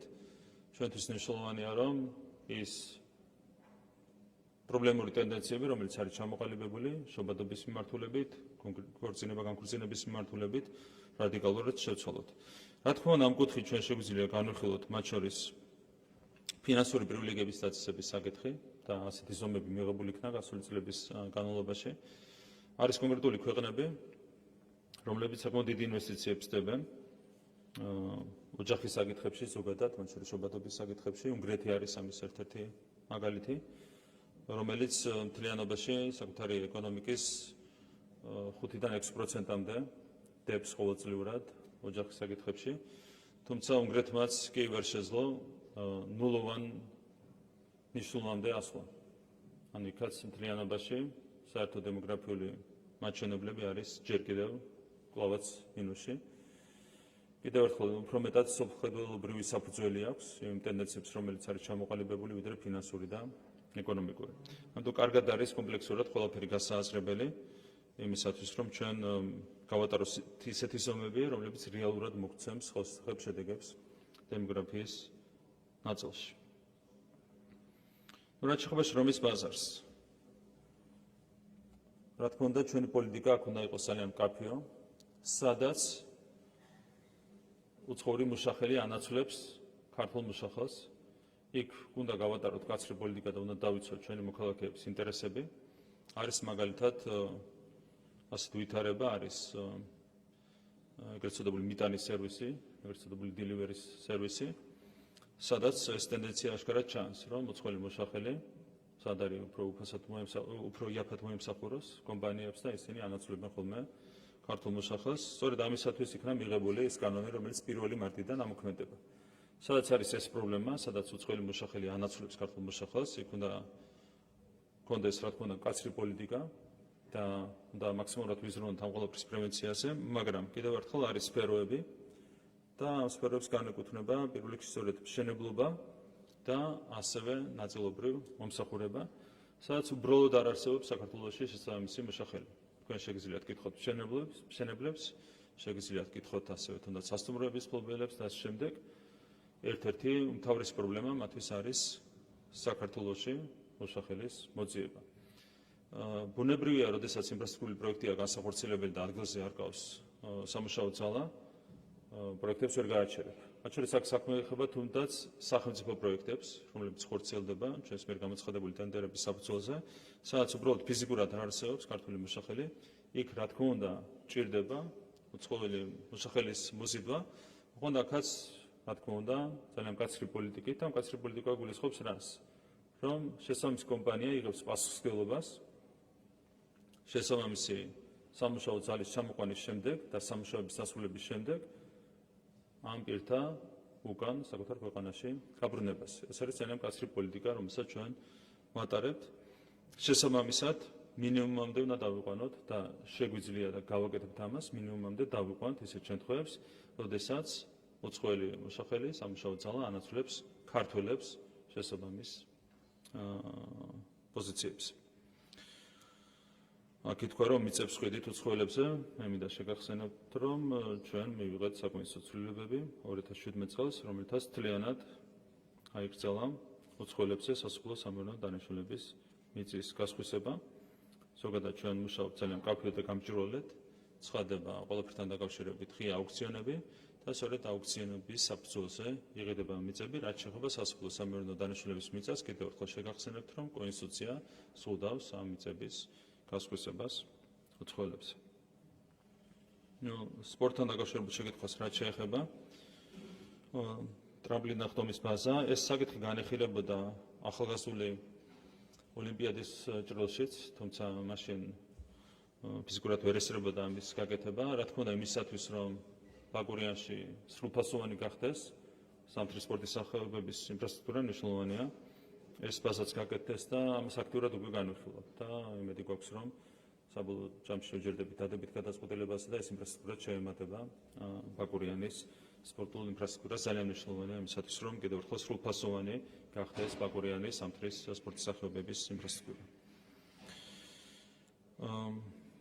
ფინანსურ პრივილეგიებთან ერთად იყო ნახსენები დეკრეტული შეუძლებლობის საკითხი. კერძო სექტორში დეკრეტული შეუძლებლობის საკითხი ვფიქრობ, რომ საჭიროებს უკეთ მოწესრიგებას და მზადვართ, რომ ეს საკითხი აქტიურად განვიხილოთ. რა თქმა უნდა, დაგჭირდება კერძო სექტორის ჩართულობაც და უნდა მივიღოთ მაქსიმალურად დაბალანსებული გადაწყვეტილება, რომელიც ერთი მხრივ ხელს შეუწყობს დემოგრაფიული ტენდენციების გაუმჯობესებას და მეორე მხრივ ჭარბტურთად არ დააწვება არც კერძო სექტორს, მაგრამ გეთანხმებით, რომ ამ მიმართულებით არის მნიშვნელოვანი შესაბამისი ზომების მიღება. კიდევ ერთხელ, რაც შეეხება ზოგადად დემოგრაფიულ პოლიტიკას, ეს ცალკე თემა, ჩვენ დღეს საუბრობთ არსებითად იმიგრაციაზე და არა იმიგრაციაზე და ზოგადად დემოგრაფიულ თემებზე. თუ იქნება ამის ინტერესი, მზადვართ, რა თქმა უნდა, ამასთან დაკავშირებითაც დეტალურად ვიმსჯელოთ თქვენთან ერთად. კიდევ ერთხელ გავიმერებ, რომ ეს არის ჩვენი ქვეყნისთვის ერთ-ერთი უმთავრესი გამოწვევა. თუ კი სადმე გვაქვს უარყოფითი ტენდენციები, ეს არის სწორედ დემოგრაფია, შობადობა, ქორწინება, განქორწინება და კიდევ ერთხელ აღვნიშნავ, რომ აქ სამწუხაროდ ნაკლებად ეფექტურია ეკონომიკური ზრდა და ფინანსური პრივილეგიები ძალიან მნიშვნელოვანია სამხედველობრივი ტენდენციების ცვლილება, რაც ცვლილებების გატარდა კანონმდებლობაში ამ კუთხით, კიდევ ერთხელ გენდერული პოლიტიკა. ამ გენდერული პოლიტიკის, აქ რა თქმა უნდა საუბარი არ არის ქალისა და მამაკაცის თანასწორობაზე, რაც არის საქართველოს კონსტიტუციით გამტკიცებული უზენაესი ღირებულება. გენდერული პოლიტიკის, როგორც ფსევდოლიბერალური იდეოლოგიის ერთ-ერთი მნიშვნელოვანი ასპექტის მთავარი მიზანი იყო სწორედ დემოგრაფიული მაჩვენებლების გაუარესება და ძალიან მნიშვნელოვანია, რომ ამ მიმართულებით განმავლობაში უკვე შევიდა ცვლილებები და ჩვენ მოვახერხეთ ფსევდოლიბერალური იდეოლოგიის ამ ასპექტისგან გათავისუფლება, მათ შორის ჩვენი კანონმდებლობის გათავისუფლება, LGBT პროპაგანდა და შემდეგ აღარ მინდა ამ დეტალებში შევიდე. რა თქმა უნდა, ეს არ არის საკმარისი, მნიშვნელოვანია შეიცვალოს ჩვენი საზოგადოების მსოფლმხედველობა, რაც ხელს შეუწყობს ბუნებრივი დემოგრაფიული მაჩვენებლების გაუმჯობესებას. დიდი მადლობა. მადლობა. კითხვა-პასუხის რეჟიმი ამით ამოიწურა. გამოსვლის სურვილები თუ არიან ფრაქციებიდან, გთხოვთ, რომ ვაცნობოთ. პოლიტიკური ჯგუფი ევროპელი სოციალისტები, ვლადიმერ ბოჟაძე, გთხოვთ 5 წუთი ტრიბუნასთან.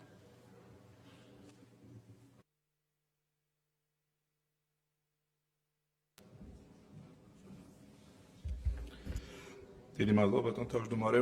მივესალმები საქართველოს პრემიერ-მინისტრს, მივესალმები საქართველოს შინაგან საქმეთა მინისტრს, მივესალმები და დაბადების დღეს მიუღდა სამთავრობის ადმინისტრაციის უფროსს, მოგესალმებით კოლეგებო.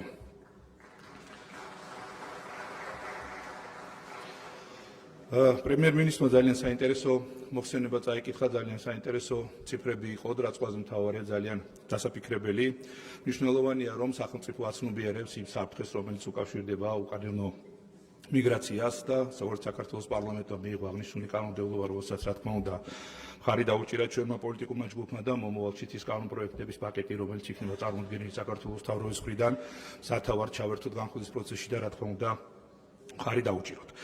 ასევე მადლობა მინდა გადაუხადო ყველა თქვენთაგანს დემოგრაფიის თემის ასე აქტიურად წამოწევისთვის და მათ შორის ჩვენს ოპოზიციონერ კოლეგებს და რაც ყველაზე მთავარია პრემიერ-მინისტრს, რომელმაც ასევე მის მოხსენებაში მიუხედავად იმისა, რომ დღევანდელი თემა საკითხებს არ ეხებოდა, ასევე დეტალურად ისაუბრა იმ რეალურად დემოგრაფიულ უსაფრთხოების პრობლემებზე, რომლებიც აქვს ჩვენს ქვეყანას და რადგან ჩვენ პოლიტიკურ ჯგუფს არ გვაქვს საშუალება რეგლამენტით მოვიწვიოთ საქართველოს პრემიერ-მინისტრის ინტერპელაციის წესით, იქნება თავად მხოლოდ პრემიერ-მინისტრს ან სხვა ფრაქციებს ერთხელ როცა თავად პრემიერ-მინისტრი ჩათვლის საჭიროდ ერთი თქვენი მობრძანება საქართველოს პარლამენტში სწორედ დემოგრაფიულ საკითხებს დავუთმოთ, რადგან ყველა ვაცნობიერებთ იმ რეალურ საფრთხეს, რომელიც სამწუხაროდ ჩვენს ქვეყანას აქვს და მე გუშინ შეგნებულად არა მხოლოდ მრავალშვილიანი ოჯახების მხარდაჭერაზე ვისაუბრე, არამედ ვისაუბრე მათ შორის ახალგაზრდა ოჯახების მხარდაჭერაზე და სწორედ პირველი და მეორე შვილის მხარდაჭერაზე. თქვენი იცით, რომ ბევრი თვითმმართველობა ახორციელებს და სწორედ პირველ და მეორე შვილზეც ერთჯერად ფინანსურ დახმარებებს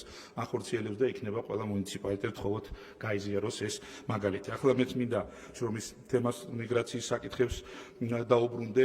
პირველი თქვენ იცით, რომ სწორედ 1 მარტიდან შედის ახალი რეგულაციები და იქნება შესაბამისად სახელმწიფო უწყება უკვე ბიზნესთან, რომელსაც აქვს შრომითი ბინადრობა და გარკვეული საკითხების გამო ვეღარ გასცემენ შესაბამის დასაქმებულებზე ბინადრობის ნაწობას და გამოუთავისუფლდებათ სამუშაო ადგილები შესაბამის უწყებასთან ერთად მჭიდრო თანამშრომლობით გაიგოს საქართველოს მოქალაქეებმა რა ტიპის ვაკანსიები არსებობს, განსაკუთრებით სამშენებლო თუ იმ ბიზნესებში, რომლებშიც უცხოელები არიან დასაქმებული და 1 მარტის ეს შეზღუდვა ამ საკითხისთვისაც გამოვიყენოთ და ყველაზე მთავარი ბატონმა პრემიერმა ახსენა 20,000 არალეგალი, რომელიც რა თქმა უნდა დასაქმებულია, თუ ვინმე კრიმინალს ჩადის ამაზე რა თქმა უნდა შენაგან საქმეთა სამინისტროს შესაბამის ზომებს იღებს და აქაც მადლობა მინდა შენაგან საქმეთა მინისტრს გადაუხადო მათ შორის ორგანიზებული დანაშაულის და ნარკოდანაშაულის წინააღმდეგ ბრძოლაში, მაგრამ პირველ რიგში სწორედ არალეგალური მიგრაციის წინააღმდეგ ბრძოლაში. აქაც ფაქტია, რომ 20,000-ზე მეტ სამუშაო ადგილს ნახევარს მინიმუმ ჩვენს მოქალაქეებს ართვენ სწორედ მათ შორის არალეგალი მიგრანტები და აქაც ძალიან მნიშვნელოვანია, რომ ის სფეროებში, სადაც ისინი არალეგალურად არიან დასაქმებულები, ერთის მხრივ 1 მარტიდან გამკაცრებული პირობებიდან გამომდინარე კანონიერი გახდეს მათი დასაქმება და მეორეს მხრივ შესაბამის მოუწყება აქტიურად ბიზნესთან გამოაცხადოს ვაკანსიები, რომელ ბიზნესს ისი საჭიროებები აქვს. ისევე როგორც ძალიან მნიშვნელოვანია, რომ განათლების რეფორმაზე როცა ჩვენ ვსაუბრობთ და იცით თქვენ, რომ მათ შორის უმაღლეს სასწავლებელში სწორედ შრომის ბაზრის მიხედვით გამოცხადდება შესაბამისი ადგილები, პროფესიული სწავლებაც მჭიდრო თანამშრომლობით ბიზნესთან გამოაცხადოს. სწორედ ის პროგრამები, რომლებიც მნიშვნელოვანია, საჭიროა ჩვენი ქვეყნის მოქალაქეების დასაქმებისთვის. ჩვენ გვახსენებთ შემცირებული უმუშევრობა, თუმცა ფაქტია, რომ ამის პრობლემები არსებობს, ამიტომ კიდევ ერთხელ მინდა ამ ტრიბუნიდან გავაჟღეროთ ჩვენი პოლიტიკური გუნდის ინიციატივა, რომ შეიქმნა სახელმწიფო ბანკი, რომელიც უშუალოდ დააფინანსებს ბიზნესებს, რომლებიც ორიენტირებული იქნებიან დასაქმებაზე. რა თქმა უნდა, ის ბანკი შეიძლება ასევე მოესახუროს არ მხოლოდ ბიზნესების, სტარტაპების დახმარებას და მხარდაჭერას. თქვენ იცით, რომ ასეულობით მილიონ ლარს ისედაც ხარჯავს სახელმწიფო, ოღონდ ხარჯავს სხვა კომერციული ბანკების მაღალი პროცენტის დაფარვაში.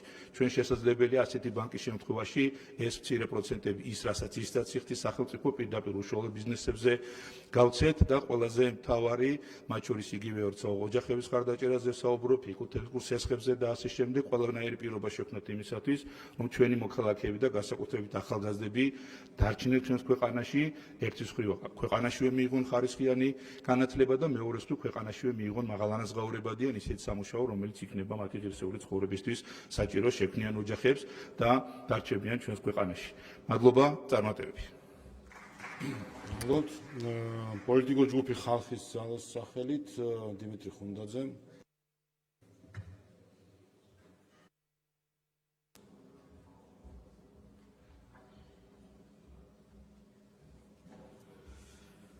მოგესალმებით კოლეგებო, მივესალმები პრემიერ-მინისტრს, შინაგან საქმეთა მინისტრს, სამთავრობო გუნდს. იმიგრაცია, რაზეც დღეს პრემიერმა ისაუბრა, დემოგრაფიული პოლიტიკის მხოლოდ ერთი ნაწილია.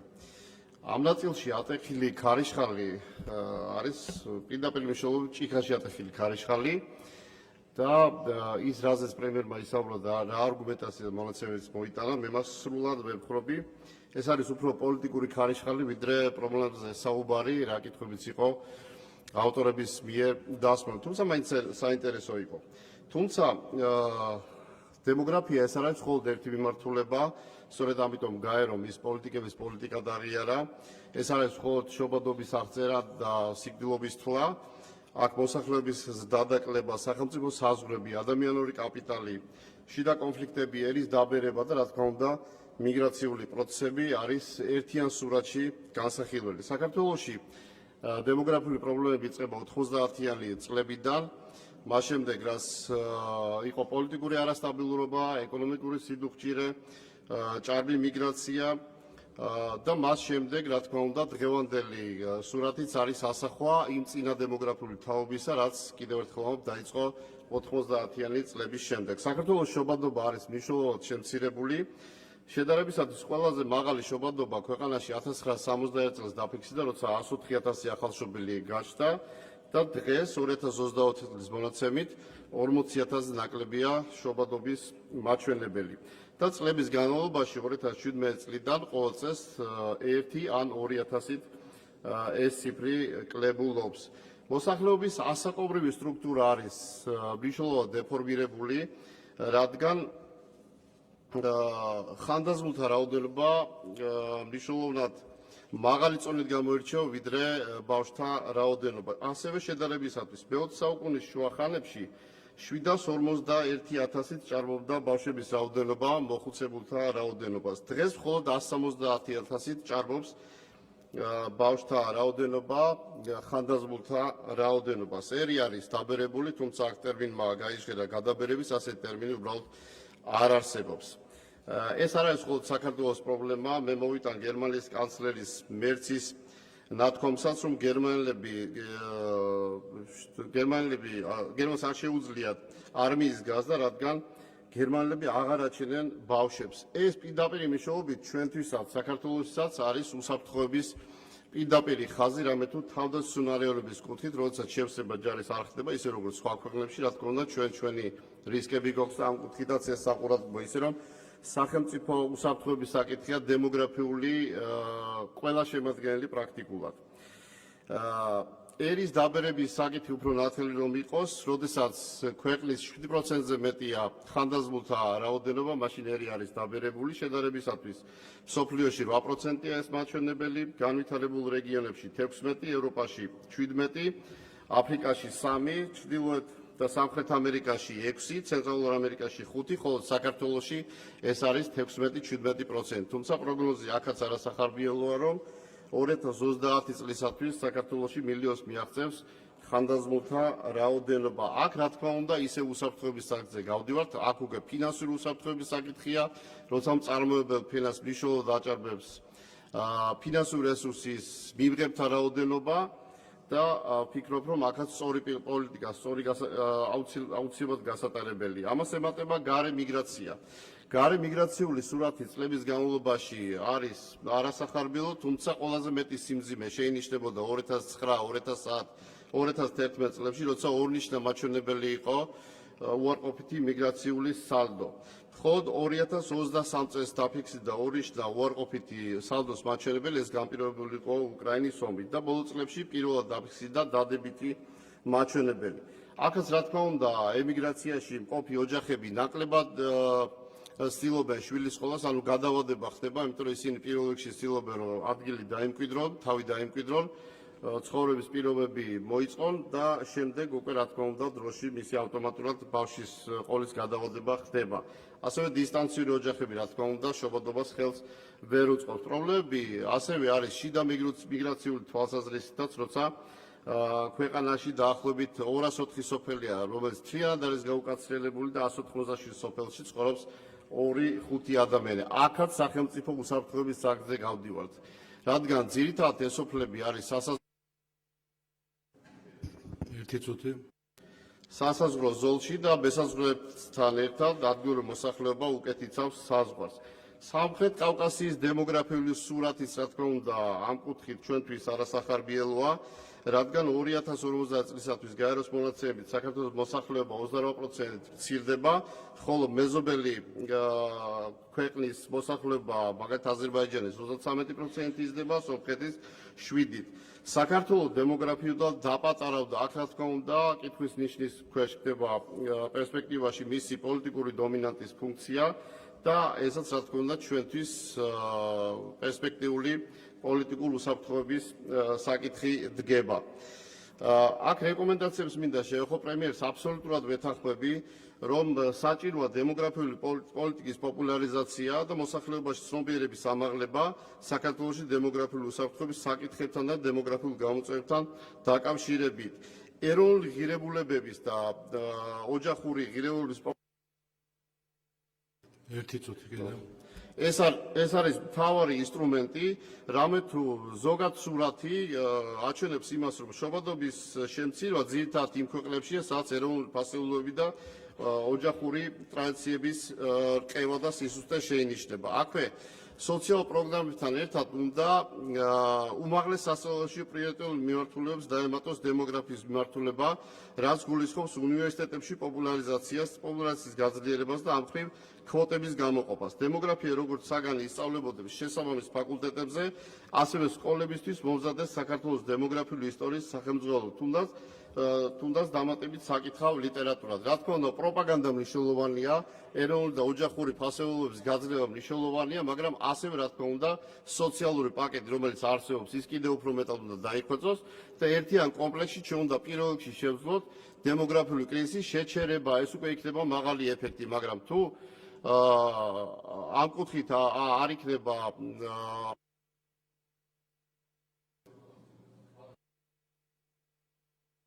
მადლობა. ფრაქცია საქართველოსთვის გიგა ფარულავა 5 წუთი.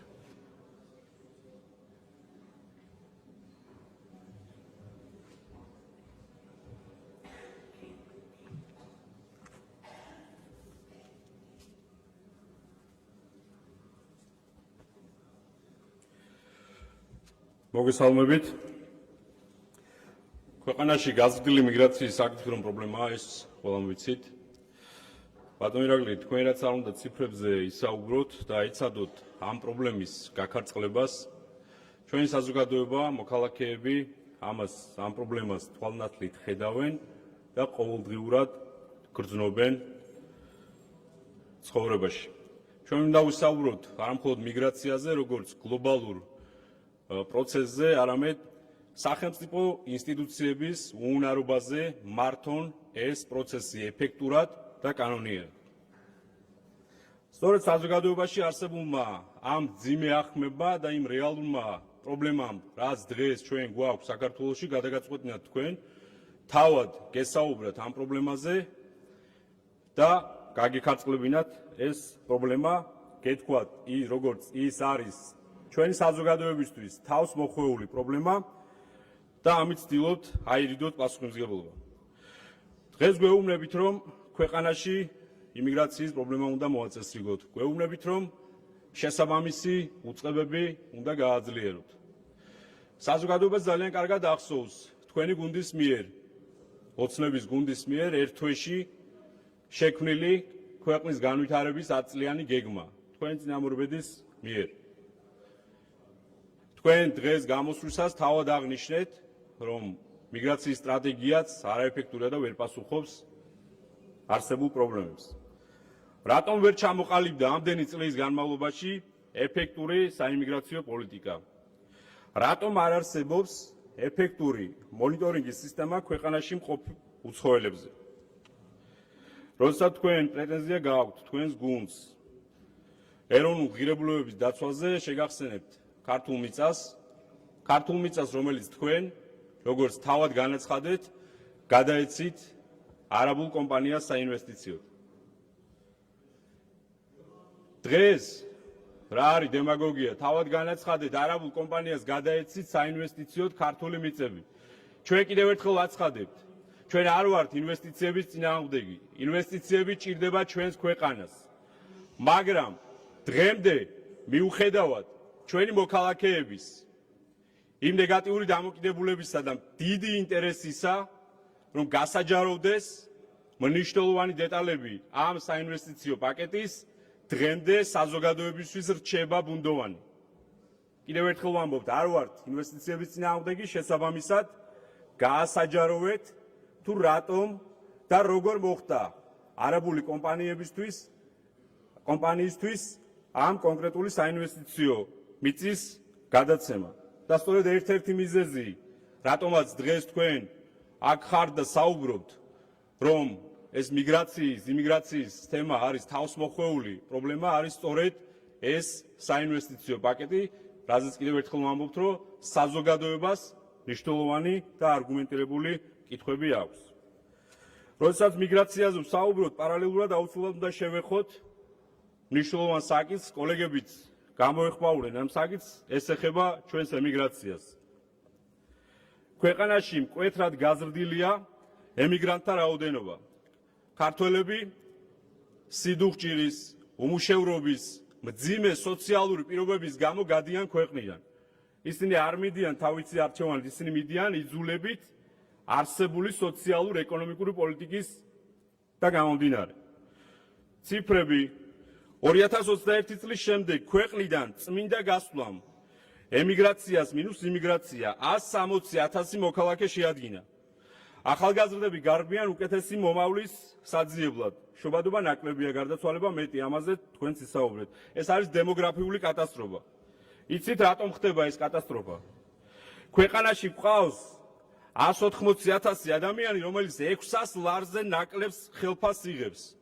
სწორედ ამიტომ დავაინიცეთ რამდენიმე რაღაც გარკვეული პერიოდის უკან ჩვენ მინიმალური ხელფასის დაკანოება, რომელიც თქვენმა გუნდმა უარყო და არ მიიღო. ქვეყანაში რეგისტრირებულია 708,000 ადამიანი, რომელიც სიღატაკის ზღვარს მიღმა და რაც უფრო მეტად საგანგაშოა, აქედან 190,000 არის 18 წლამდე მოზარდი.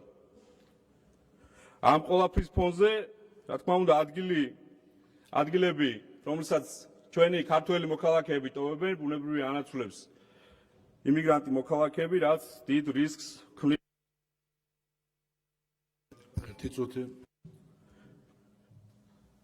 თუ ეს პროცესი ასე გაგრძელდა, ნამდვილად დადებითად არ აისახება ჩვენი ქვეყნის მომავალზე. და მეტიც, ემიგრაციის მიღმა დარჩენილი ახალგაზრდა თაობა დღეს ნარკომანიის ჭაობში ირჩობა. დღეს ქვეყანაში თავისუფლად შემოდის ნარკოტიკი და მათი ხელმისაწვდომობა ახალგაზრდებისგან საგანგაშოდ გაზრდილია.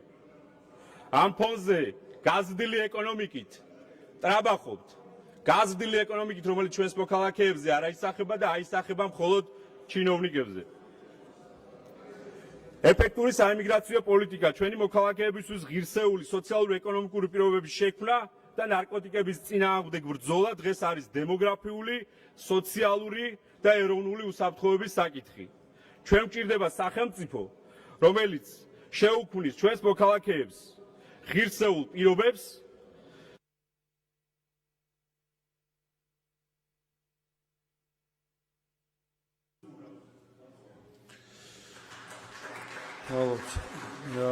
ფრაქცია ქართული ოცნების სახელით ფრაქციის თავმჯდომარე ირაკლი კირცხალიან 5 წუთი.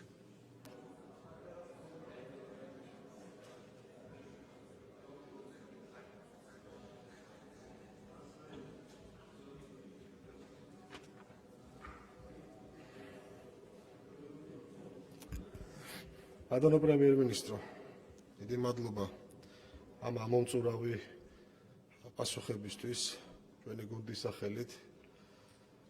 დარწმუნებული ვარ საზოგადოებამ კიდევ ერთხელ არგუმენტირებულად, ციფრებით, ფაქტებზე დაყრდნობით მოისმინა იმ ძალიან აქტუალურ საკითხებთან მიმართებით თქვენი პასუხები, რაც მოვისმინეთ დღეს. რაც შეეხება მე, როდესაც გამოვედი პირველად დღეს, სანამ თქვენ მომზადებოდით ტრიბუნასთან, ვახსენე, რომ მაქსიმალური კოორდინაციით მუშაობს საკანონმდებლო ორგანო და აღმასრულებელი ხელისუფლება და ვაფიქსირებ ჩვენი გუნდის სახელით, რომ ამ გამოწვევასთან და ნებისმიერ ზოგადად გამოწვევასთან მიმართებით რაც ეხება ჩვენ ქვეყანას და ჩვენი ქვეყნის ინტერესებს და ჩვენი ქვეყნის უსაფრთხოების ინტერესებს, ჩვენ მაქსიმალურად მზად ვიქნებით საკანონმდებლო კუთხით, როგერჩი დაუდგეთ ყველა მნიშვნელოვან ინიციატივას, რომელიც იქნება გამოწვეული რომელიმე სხვადასხვა აქტუალური გამოწვევიდან უახლეს სოფლიოში.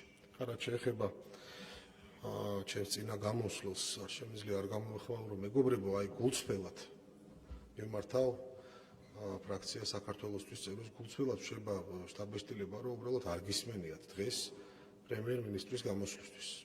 დაარწმუნებული ვარ, არა მხოლოდ მე მრჩება ეს შტაბ-ბეჭდილება. იმიტომ რომ როდესაც პირველი დავიწყოთ, როდესაც საუბრობთ ოჯახურ ღირებულებებზე, კითხვას ვსვამთ არასრულწლოვანთა დაცვის კანონზე, როდესაც აქ მუშაობდით, თქვენ პირდაპირ მნიშვნელობით გაიქეცით. ვერც უარყვეთ, ვერც დაადასტურეთ და უბრალოდ გაიქეცით, დარბაშიც არ ყოფილხართ სამარცხვინოდ. სწორედ ამას ვამბობ, ალბათ თან ასევე შტაბ-ბეჭდილებამ რჩება, რომ სიამოვნებთ, რომ გახსენებთ და კი ბატონო შეგახსენებთ ყოველთვის რას წარმოადგენთ და რა ძალას წარმოადგენთ. იმიტომ გაიქეცით, რომ გითხრეს, გაიქეცით და არ შეხვიდეთ ამ თემაში პოლემიკაში. დღეს გამოხვედით და თორე გული შეგტკივათ და აქ საუბრებით დემოგრაფიაზე და ოჯახურ ღირებულებებზე. დღეს გაგახსენათ ეს ყველაფერი. მაგრამ რა გასაკვირია, როდესაც თქვენი თანამოაზრეები და გუშინ გითხარით, თქვენ ხართ ის დარჩენი, რომელიც შემოხვედით იმ სცენარიდან, ვინც გარეთ დარჩა, ისინი დღეს გადაგებენ, ვინც ომს ითხოვდა აქ რუსთაველის გამზირზე, დღეს მშვიდობას გადაგებდნენ. თქვენ ოჯახურ ღირებულებებზე კანონის განხილვას გაურბიხართ, დღეს ოჯახურ ღირებულებებზე გადაგებთ. ეს არის თქვენი სახე. ეს არის დავალებები, რაც მოგდით. სხვას ვერაფერს ვერ დავარქვევთ ამ ყველაფერს. რაც შეეხება ბატონი ფარულავა გამოვიდა და დღეს დილით ან ტელევიზორი მაინც არ ჩართეთ, ბრიფინგს მაინც არ უყურეთ, ან ზოგადად შინაგან საქმეთა მინისტრი გვესწრება და ბატონი გეკა გელაძეროზის დარბაზში და ესეთ განცხადებას აკეთებ ნარკოტიკებთან მიმართებით და ნარკოლიგარებთან მიმართებით, შეგახსოვთ 97 პირია დღეს დაკავებული პირო. მაგალითად, აი ესეთ რაღაცას რო აკეთებთ, მაგიტომ ამბობ, რომ არც უფიქრდებით, საერთოდ სრულად კონტექსტიდან მოწყვეტილად გამოდიხართ და რასაც გეუბნებით და გიმეორებთ და გაგიმეორებთ კიდევ ერთხელ. უბრალოდ კითხულობთ რაღაც დაწერილ ტექსტს და მესიჯს. ამის მეტი რა უნდა ვთქვა, საზოგადოებისთვის მე მინდია დანარჩენზე ყველაფრის შეფასება და პასუხის გაცემა. თუმცა კიდევ ერთხელ, პასუხი თქვენ საზოგადოებამ გაგცათ ადგილობრივ თვითმმართველობის არჩევნებზე 1 წლის თავზე საპარლამენტო არჩევნების შემდეგ.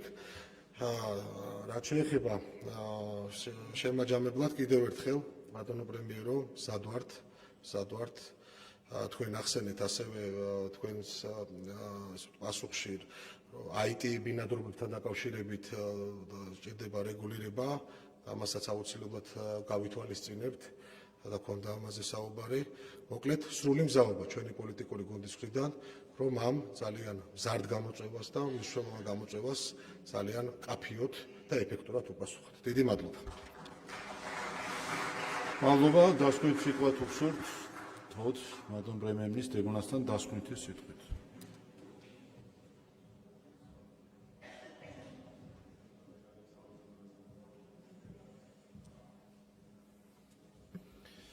მადლობა გამოსვლებისთვის ყველას.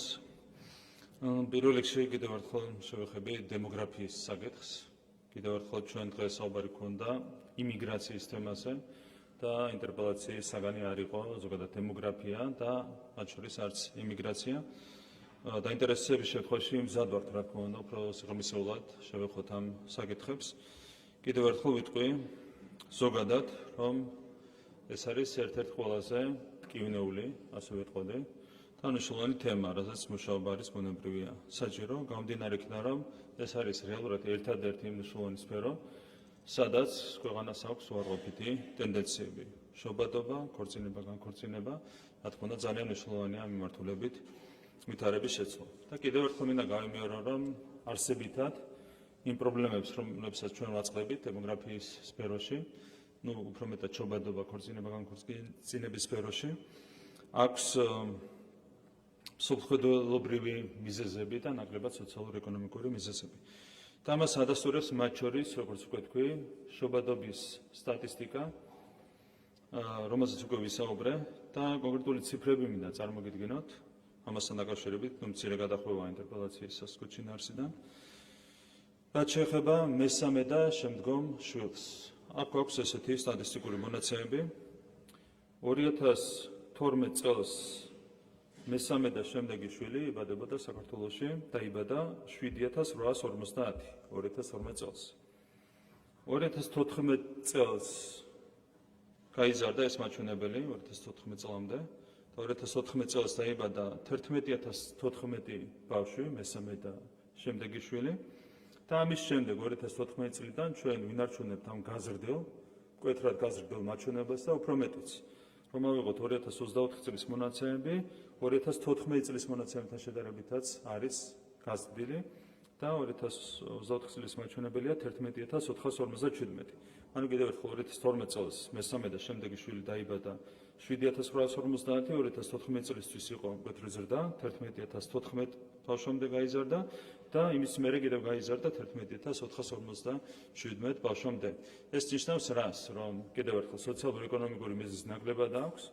ყველაზე მეტად თუ სადმე აისახებოდა სოციალურ-ეკონომიკური მიზეზები, შობადობაზე ესხმოდა მესამე და შემდეგი ბავშვი და ბუნებრივია ეს მაჩვენებლები მიანიშნებს იმაზე, რომ მიზეზები არის არსებითად მსოფლმხედველობრივი. რაც შეეხება პირველი და მეორე შვილის სტატისტიკას, აქ არის ზუსტად ძალიან მძიმე ტენდენციები, რაც მიანიშნებს იმაზე, რომ კიდევ ერთხელ მსოფლმხედველობრივია მიზეზები, რაც დაკავშირებულია შობადობის შემცირებასთან. 2014 წელს საქართველოში დაიბადა 26355 ბავშვი. ან კიდევ ერთხელ შეგახსენებთ, რომ ზრდა გვაქვს მესამე და შემდეგი შვილის შემთხვევაში, რაც შეეხება პირველ შვილს. 2014 წელს დაიბადა 26355 ბავშვი და 2024 წელს დაიბადა 14156 ბავშვი. არის კატასტროფული ტენდენცია, თითქმის განახევრებულია მაჩვენებელი პირველი შვილის შემთხვევაში. და მსგავსი მაჩვენებელი გვაქვს მეორე შვილის შემთხვევაში. 2014 წელს დაიბადა 23161 ბავშვი და 2024 წელს 13323 ბავშვი. ანუ წარმოიდგინეთ, უცნაურიც არის ეს სტატისტიკა. პირველი და მეორე შვილის შემთხვევაში არის თითქმის განახევრებული მაჩვენებლები, მაშინ როდესაც მესამე და შემდეგი შვილის შემთხვევაში მაჩვენებელი არის გაზრდილი. კიდევ ერთხელ ეს არის მძიმე მსოფლმხედველობრივი იდეოლოგიური პროცესების შედეგი, რისგანაც ჩვენ პრაქტიკულად მხოლოდ შარშან გავთავისუფლდით. შარშან მოახერხეთ ამ ყველაფრისგან გათავისუფლება, მიუხედავად იმისა, რომ იყო უმძიმესი საგარეო ზეწოლა და მარტო რა ღირდა ის, ასე ვთქვათ, იმის გახსენება, რაც ჩვენ გამოვიარეთ ოჯახური ღირებულებების შესახებ და არასრულწლოვანთა დაცვის შესახებ კანონთან დაკავშირებით. გახსოვთ, რომ იყო შტურმი, საგარეო შტურმი და ქვეყნის შიგნით რადიკალური ოპოზიციის შტურმი და დღეს დემოგრაფიაზე გვესაუბრებიან ადამიანები, რომლებიც როგორც უმრავლესობის ლიდერმა აღნიშნა, დარბაზიდან გაიქცნენ. რადგან არ უნდათ ამ კანონპროექტთან დაკავშირებით საკუთარი პოზიციის დაფიქსირება, ერთი მხრივ ეშენოდათ გარებატრონების, მეორე მხრივ ეშენოდათ საზოგადოებრივი აზრის. ამიტომ გაიქცნენ დისკუსიას ამ საკითხთან დაკავშირებით. მაგრამ კიდევ ერთხელ, ტენდენციები არის შემაშფოთებელი. შესაბამისად, ჩვენ მზად ვართ, რა თქმა უნდა, რომ უფრო სიღრმისეულად ვიმსჯელოთ დემოგრაფიის საკითხებთან დაკავშირებით, შობადობის საკითხებთან, ქორწინება-განქორწინების საკითხებთან დაკავშირებით და წამახალისებელ ზომებთან დაკავშირებით, რაც შეიძლება გაატაროს საქართველოს ხელისუფლებამ. ბატონი გიორგი ფარულაოს რამდენიმე კომენტარს მინდა გამოეხმაურო, ციფრები არ მოწონს ტრადიციულად ჩვენს ოპოზიციას, ამ დროს ციფრებში არის გამოხატული სინამდვილე, ხო, ციფრები აჩვენებს იმას, თუ რა მდგომარეობა გვაქვს. მათ შორის მე მოვიტანე აქ ის ციფრები, რომლებიც კონკრეტული მიმართულებით უარყოფით სინამდვილეზე მიანიშნებს, მაგრამ არის ციფრები, რომლებიც ადასტურებს, რომ ის სპეკულაციური განცხადებები, რომლებიც ჩვენ გვესმოდა მიგრაციასთან დაკავშირებით, არაბიზაციასთან დაკავშირებით და შემდეგ, აღარ მინდა შევიდე კიდევ ერთხელ დეტალებში, იყო თავიდან ბოლომდე სპეკულაციები და არ ქონდა არავითარი საფუძველი. ციფრები ადასტურებს ზუსტად ამას. როგორც ციფრები ადასტურებს იმას, რომ გვაქვს შობადობის კუთხით მძიმე ტენდენციები, ასევე ციფრები ადასტურებს იმას, რომ საქმე ისე არაა, როგორც რადიკალური ოპოზიცია ამ ყველაფერზე საუბრობთ. ამიტომ ციფრები არის მნიშვნელოვანი საფუძველი დასკვნების გაკეთებისთვის და ამიტომ ვისაუბრე მე ფართოდ შესაბამის მონაცემებთან დაკავშირებით, რაც შეეხება მართვის უუნარობას და პასუხისმგებლობის არიდებას. ჩვენ ზუსტად ჩვენი მხრიდან ვაინიცირებთ შესაბამის საკითხებს. ოპოზიციის მხრიდან ინიციატივებიც არ მოდის, არც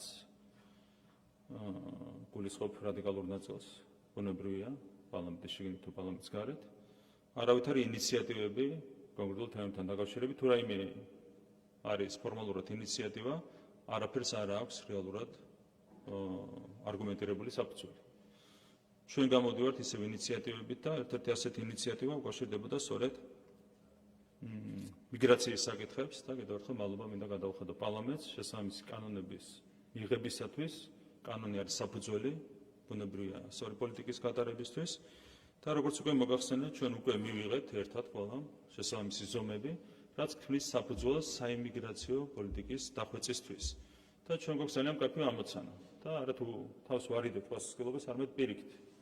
ჩვენ თვითონ საუბრობთ, როგორც იტყვიან, პროაქტიულად ჩვენს პასუხისმგებლობასთან დაკავშირებით და გამოდივართ კონკრეტული ამოცანით, რომ რამდენიმე წელიწადში გავანულოთ საქართველოში უკანონო მიგრაცია. და როგორც უკვე ითქვა, წლევანდელი სამიზნე მაჩვენებელი არის 4000 უკანონო მიგრანტის გაძევება, რაც მოგცემს იმის საშუალებას, რომ რამდენიმე წელიწადში მთლიანად აღმოფხვრათ საქართველოში უკანონო მიგრაციის პრობლემა. ამას კიდევ ერთხელ ემატება სხვა ზომები, როგორც არის საზღვრის კონტროლის გამკაცრება, კანონმდებლობის კიდევ უფრო მეტად დახვეწა და ამ შემდეგ. შესაბამისად, არა თუ თავს ვარიდებთ პასუხისმგებლობას, არამედ პირიქით ჩვენ თვითონ ჩვენ ინიციატივით საუბრობთ იმ პასუხისმგებლობაზე, რომელთაც უნდა ვიმოქმედოთ შემდეგი წლების განმავლობაში. რაც შეეხება აცილიან გეგმას, ჯერ ზოგადად გეგმაზე იყო საუბარი და შემდეგ მიგრაციის გეგმაზე. უბრალოდ მინდა შეგახსენოთ, რომ მიგრაციის აცილიანი გეგმა დამტკიცდა იმ დროს, როდესაც თქვენი პარტიის ლიდერი გახდათ მთავრობის მეთაური. ეს ის გეგმა, რომელიც დავიწყოთ, თუმცა არ დამიწუნებია იმის გამო, რომ თქვენი პარტიის თავმჯდომარის ლიდერობით დამტკიცდა, დავიწყოთ იმიტომ, რომ რეალურად არ პასუხობს თანამედროვე გამოწვევებს. რაც შეეხება მიგრაციას, ხო, დემოგრაფიაზე ვისაუბრეთ, რომ არის მძიმე ტენდენციები, რაც შეეხება იმიგრაციას, ანუ საქართველოს მოქალაქეების ქვეყნიდან გასვლას, ამ კუთხითაც არ გაქვს სახარბიელო მაჩვენებლები, ან ზოგადად რაც შეეხება დემოგრაფიას, არის ერთადერთი მსხვილი სფერო, სადაც გვაქვს უარყოფითი ტენდენციები და მაჩვენებლები არ არის სახარბიელო, თუმცა შარშან ქონდა დამაიმედებელი სტატისტიკა. პირველად მოხდა 2020 წლის შემდეგ, ისე რომ საქართველოში დაბრუნებული მოქალაქეების რაოდენობამ გადააჭარბა საქართველოსთან გასული მოქალაქეების რაოდენობას. დიდი სხვაობა არ იყო, 1000 მოქალაქეზეა საუბარი, თუმცა პირველად დაფიქსირდა ასეთი მაჩვენებელი, ანუ 1000 მოქალაქით მეტი დაბრუნდა საქართველოში, ვიდრე ქვეყნიდან გავიდა. ეს არის, რა თქმა უნდა, მცირე გაუმჯობესება, თუმცა გარკვეული ოპტიმიზმის საფუძველს გვაძლევს. ჩვენ ვფიქრობთ, რომ ეკონომიკური ზრდის გაგრძელებასთან ერთად ეს ტენდენციები კიდევ უფრო მეტად გაუმჯობესდება. ამ შემთხვევაში ეკონომიკური ზრდა არის ერთ-ერთი ფაქტორი, რომელიც აუმჯობესებს დემოგრაფიულ ტენდენციებს. შესაბამისად, იმედი გვაქვს, რომ მომდევნო წლების განმავლობაში ეს დადებითი დინამიკა გაგრძელდება.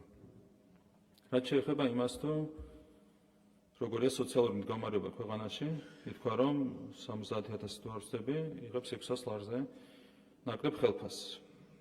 და ითქვა, რომ 7-800 ცხოვრობს სიღატაკის ზღვარს მიღმა, ციტირებ, და აქედან 190,000 არის 18 წლამდე ბავშვი.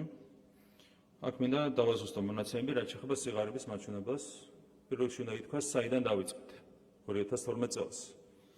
ვითარება იყო უმძიმესი, 1,100,000-ზე მეტი ადამიანი ცხოვრობდა სიღარიბის ზღვარს მიღმა საქართველოში. 1,100,000-ზე მეტი, 30% იყო ზუსტად სიღარიბის მაჩვენებელი საქართველოში, რომელიც უკვე 2020 წლისთვის იყო შემცირებული დაახლოებით 21%-მდე, 21,3% იყო თორსების ზუსტად სიღარიბის მაჩვენებელი 2020 წელს და მას შემდეგ გასული 4 წლის განმავლობაში 2020 წლის ჩათვლით სიღარიბის მაჩვენებელი შემცირდა 9,4%-მდე. ანუ კიდევ ერთხელ საქართველოში ცხოვრობდა 1,100,000-ზე მეტი ადამიანი სიღარიბის ზღვარს მიღმა და ეს მაჩვენებელი არის შემცირებული 350,000-მდე ჩვენი ხელისუფლების პირობებში. და კიდევ ერთხელ განსაკუთრებით გამორჩეული იყო ამ კუთხით ბოლო რამდენიმე წელიწადი 4 წლიანი მონაცემებით, 25-ის მონაცემი ჯერ არის გამოქვეყნებული, დაზუსტებული. 4 წელიწადში ჩვენ მოახერხეთ სიგარების განახორება ჩვენს ქვეყანაში, ეს იყო სწრაფი ეკონომიკური ზრდის შედეგი. ზრდის საშუალო მაჩვენებელი ბოლო 5 წლის განმავლობაში იყო 9.3%. ჩვენ ამ კუთხით ვართ ლიდერი ევროპის კონტინენტზე და რეგიონში. მთლიანად ამას შეამცირა საქართველოში სიგარები. კიდევ ერთხელ 1.100.000-ზე მეტი იყო სიგარების ხარს მიღმა და არის 350,000 ადამიანი. რაც შეეხება 708,000 ადამიანს, ეს არიან ის ადამიანები, რომლებიც არიან სოციალური შემწეობის მიღებთა ბაზაში დარეგისტრირებული, იღებენ უпроსტად სოციალურ შემწეობას, სოციალურ დახმარებას და ეს ერთ-იგივე არ არის. ანუ 708,000 ანიშნავს იმას, რომ ყველა ეს ადამიანი არის სიგარების ხარს მიღმა. კიდევ ერთხელ არსებობს საერთაშორისო მეთოდოლოგიით დათვლილი სტატისტიკა, მსოფლიო ბანკის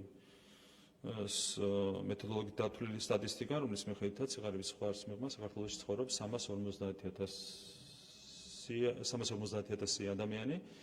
კიდევ ერთხელ, როდესაც თქვენი პარტიის თავმჯდომარე იყო მთავრობის მეთაური, მაშინ ეს მაჩვენებელი იყო დაახლოებით 800,000, მაგრამ ვერავინ უსაყვედურებდა ვერც მას. ბუნებრივია სიგარების ამაჩვენებლს 800,000 ადამიანი ცხოვრობდა სოციალ სიგარების ხარს მიღმა, მას ვერავინ ვერ უსაყვედურებდა, იმიტომ რომ მაშინ ჩვენმა ხელისუფლებამ მთლიანობაში 30%-დან შევამცირდეთ ეს მაჩვენებელი 21.3%-მდე. და იმის შემდეგ უკვე 20 წლის შემდეგ დაიწყო სწრაფი ეკონომიკური ზრდა და მოახერხეთ ამ მაჩვენებლის შემცირება 9.4%-მდე. კიდევ ერთხელ მთლიანობაში 1.100,000-დან ჩამოსულია ეს მაჩვენებელი 350,000-მდე. რაც შეეხება სოციალური შემწეობის მიღებთა ბაზას, ეს ბაზა საჭიროებს გადახედვას. გამომდინარე იქიდან, რომ ერთგვარი მორატორიუმი იყო კოვიდის დროს გაიზარდა 2020 წელს სოციალური დახმარების მიღებთა რაოდენობა, მას შემდეგ ერთგვარი ასე ვთქვათ მორატორიუმი მოქმედებდა ბაზის გადახედვაზე. რეალურად ბაზა არის გადასახედი. არ შეიძლება გაიზარდოს სოციალური დახმარების მიღებთა რაოდენობა იმ პირობებში, როდესაც სიგარები არის განახევრებული. ჩვენ ერთგვარი პირველადი ანალიზი ჩავატარეთ და გამოვლინდა, რომ მაგალითად მხოლოდ 8% სოციალური დახმარების მიღებთა შორის არის ისეთი ადამიანი, რომელიც არის შეძლებული. ანუ არათუ სიგარებზე უკეთესი მაჩვენებელი აქვს, შეძლებულია ამ 708,000-დან 8% დაახლოებით. ეს არის პირველადი ანალიზი, რომელიც ჩავატარეთ. რა თქმა უნდა, სოციალური შემწეობის მიღებთა ბაზა საჭიროებს გადახედვას, რაც არსებითად არ მოხდარა 2020 წლის შემდეგ. ბუნებრივია, ეს არის მთავრობის ერთ-ერთი პრიორიტეტი და ამოცანა.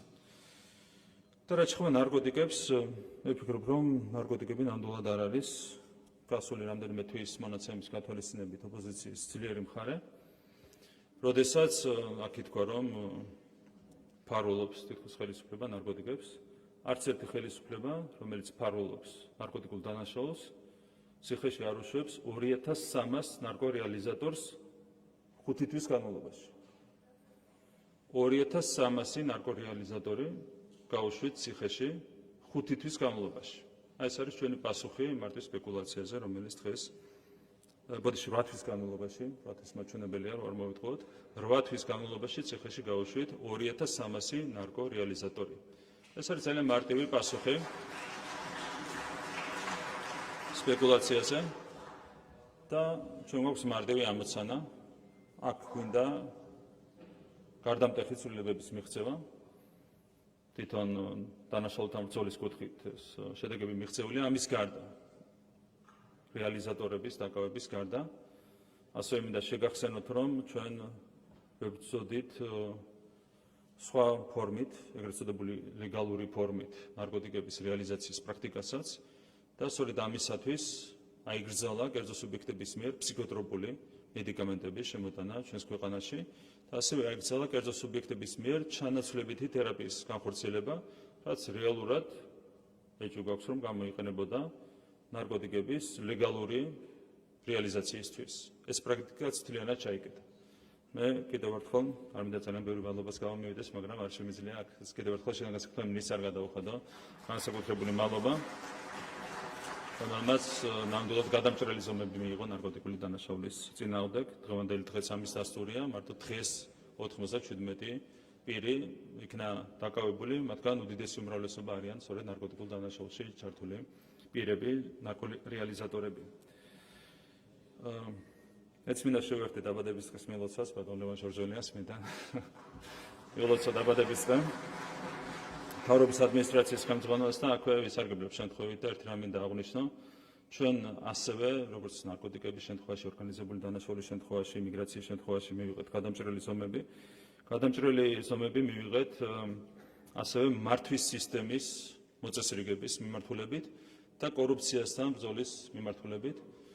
და ამ ყველაფერში განუზომელი როლი აქვს ლევან ჟორჟონიას, როგორც მთავრობის ადმინისტრაციის ხელმძღვანელოსთან, მას მინდა ამისათვის განსაკუთრებული მადლობა გადავხადო.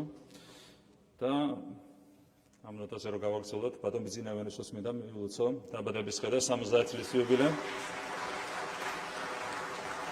როდესაც გარდატეხაზე და გარდამტეხ ცვლილებებზე არის საუბარი, შეუძლებელია არ ვისაუბროთ ბატონ ბიძინა ივანიშვილის გარდამტეხ როლზე ჩვენი ქვეყნის ცხოვრებაში. 2012 წელს მან მთლიანად შეცვალა ჩვენი ქვეყნის განვითარების მიმართულება. თქვენ გახსოვთ რა ვითარება იყო საქართველოში 2012 წლამდე. 2011 წელს ვიდრე ბატონ ბიძინა ივანიშვილი გააკეთებდა თავის განაცხადს პოლიტიკაში შემოსვლასთან დაკავშირებით, იმედიც კი ჰქონდა დაკარგული საღადმოაზროვნე ადამიანებს ჩვენს ქვეყანაში, იმედი იმისა, რომ რაიმე შეიძლებოდა შეცვლილიყო არსებითად ჩვენს ქვეყანაში. ყველას მინდა შეგახსენოთ რა ვითარება იყო 2011-12 წლებში. დემოკრატია ფეხქვეშ გათელილი, სამართლის უზენაესობა, სამართლებრივი სახელმწიფოს იდეა ფეხქვეშ გათელილი, ადამიანის უფლებები ფეხქვეშ გათელილი, ადამიანის ღირსება, საკუთრების უფლება, ბიზნესის თავისუფლება, მედიის თავისუფლება, მედია პლურალიზმი, ყველაფერი იყო ფეხქვეშ გათელილი. და ასეთ პირობებში, რა თქმა უნდა, ნამდვილ თავგანწირვას საჭიროებდა პოლიტიკურ პროცესში შემოსვლა. მით უმეტეს ადამიანისგან, რომელსაც კიდევ ერთხელ ვიტყვი, ძალიან ბევრი რამ ჰქონდა დასაკარგი და შეიძლება ყველაზე მეტი ჰქონდა დასაკარგი. და სწორედ ამ დროს გადადგა მან ეს პრინციპული ნაბიჯი და გარდატეხა შეიტანა ჩვენი ქვეყნის განვითარებაში და ჩვენი ქვეყნის ცხოვრებაში. და მას შემდეგ საქართველოში არის დამკვიდრებული დემოკრატიული სისტემა, სამართლებრივი სახელმწიფოს იდეის რეალიზება გახდა შესაძლებელი, სამართლის უზენაესობა არის უზრუნველყოფილი, ადამიანის უფლებების დაცვა, ღირსების დაცვა, ადამიანის ღირსების დაცვა, საკუთრების უფლება აღდგა როგორც ასეთი ჩვენს ქვეყანაში, ბიზნესი არის თავიდან ბოლომდე თავისუფალი, გვაქვს მედია პლურალიზმი, ყველა მიმართულებით გარდამტეხი ცვლილებები არის, რა თქმა უნდა, ბატონი ბიძინა ივანიშვილის დამსახურება და რაც შეეხება 2022 წლის შემდეგ განვითარებულ მოვლენებს. ზუსტად ისეთივე რისკებთან იყო დაკავშირებული ამ პერიოდში პრინციპული პოზიციის დაგავება, როგორც ეს იყო 2011-12 წლებში. პიროვნული რისკის ფასად შეიძლებოდა მხოლოდ ჩვენი ქვეყნის გადარჩენა იმ სცენარისგან, რომელიც განვითარდა ჩვენს მეგობარ ქვეყანაში, უკრაინაში. და აქაც ბატონმა ბიძინა ივანიშვილმა კიდევ ერთხელ აჩვენა თავდადება, თავგანწირვა სამშობლოსათვის, თავგანწირვა და ეს შეიძლება ადამიანს გაეკეთებინა მხოლოდ ქვეყნის მიმართ, სამშობლოს მიმართ განსაკუთრებული სიყვარულის შემთხვევაში და ეს არის ის, რაც ამ ადამიანს გამოარჩევს და კიდევ ერთხელ მინდა აღვნიშნო, რომ ერთია ქვეყნის სიყვარული, რაც არის აუცილებელი პირობა იმისათვის, რომ საქმე სწორად აკეთო, საქმე სწორად აკეთო, მაგრამ ამასთან ერთად ძალიან მნიშვნელოვანია ყველაფრის სწორად გააზრება, გონიერება, ინტელექტი და სიბრძნე. ჩვენ გვახსოვს 90-იან წლებიდან მოყოლებული იყო პერიოდი, როდესაც ძალიან ბევრი შეცდომა დაუშვით. მათ შორის იყვნენ გულანთებული ადამიანები, სამშობლოზე შეყვარებული ადამიანები, მაგრამ იმის გამო, რომ ვერ გამოავლინეს სიბრძნე, მოთმინება, მათაც დაუშვეს სერიოზული შეცდომები, რაც ძალიან ძვირად დაუშვდა ჩვენს ქვეყანას. და კიდევ ერთხელ მინდა აღვნიშნო, რომ მოთმინების კულტურა, ეს არის ის, რაც ბატონმა ბიძინა ივანიშვილმა დაამკვიდრა ქართულ პოლიტიკაში და მან გახადა შესაძლებელი 2012 წელს გამარჯვების მოპოვება, ეს იყო ქართული ხალხის გამარჯვება და არა მხოლოდ კონკრეტული პოლიტიკური გუნდის გამარჯვება და მან გახადა შესაძლებელი 2022 წლის შემდეგ უკვე ჩვენს ქვეყანაში მშვიდობის შენარჩუნება, სიმშვიდის და სტაბილურობის შენარჩუნება და რაც ძალიან მნიშვნელოვანია, ჩვენ გვქონდა განსაკუთრებული გამოწვევა, ჩვენი სუვერენიტეტი და დამოუკიდებლობა არ იყო ისეთი მტკიცე, როგორც უნდა ყოფილიყო. ჩვენ ვართ პატარა ქვეყანა და რა თქმა უნდა, ჩვენი გამოწვევები არის განსაკუთრებული, თუმცა ჩვენ გვაქვს ღირსება და ნებისმიერი ღირსეული სახელმწიფოსთვის მნიშვნელოვანია სუვერენიტეტი და დამოუკიდებლობა იყოს მტკიცე. და სწორედ ბატონი ბიძინა ივანიშვილის ხელმძღვანელობით გასული რამდენიმე წლის განმავლობაში, განსაკუთრებით 2022 წლიდან პერიოდზეა საუბარი, ჩვენ მოახერხეთ ჩვენი ქვეყნის სუვერენიტეტის და დამოუკიდებლობის გამტკიცება. და მადლობა ამ ყველაფრისთვის ბატონ ბიძინა ივანიშვილს კიდევ ერთხელ ულოცავ დაბადების დღეს და მინდა უსურო გაგრძელება ჯანმრთელობა ყოველივე საუკეთესო. მადლობა ყველას ყურადღებისთვის. კიდევ ერთხელ ვიტყვი, რომ დემოგრაფია, მიგრაცია არის რა თქმა უნდა ერთ-ერთი მნიშვნელოვანი საკითხი და რა თქმა უნდა მომავალშიც მზად ვართ საქართველოს პარლამენტთან ამ თემებზე აქტიური დისკუსიებისთვის. დიდი მადლობა ყურადღებისთვის. დიდი მადლობა ბატონო პრემიერო, საკითხი განხილულია.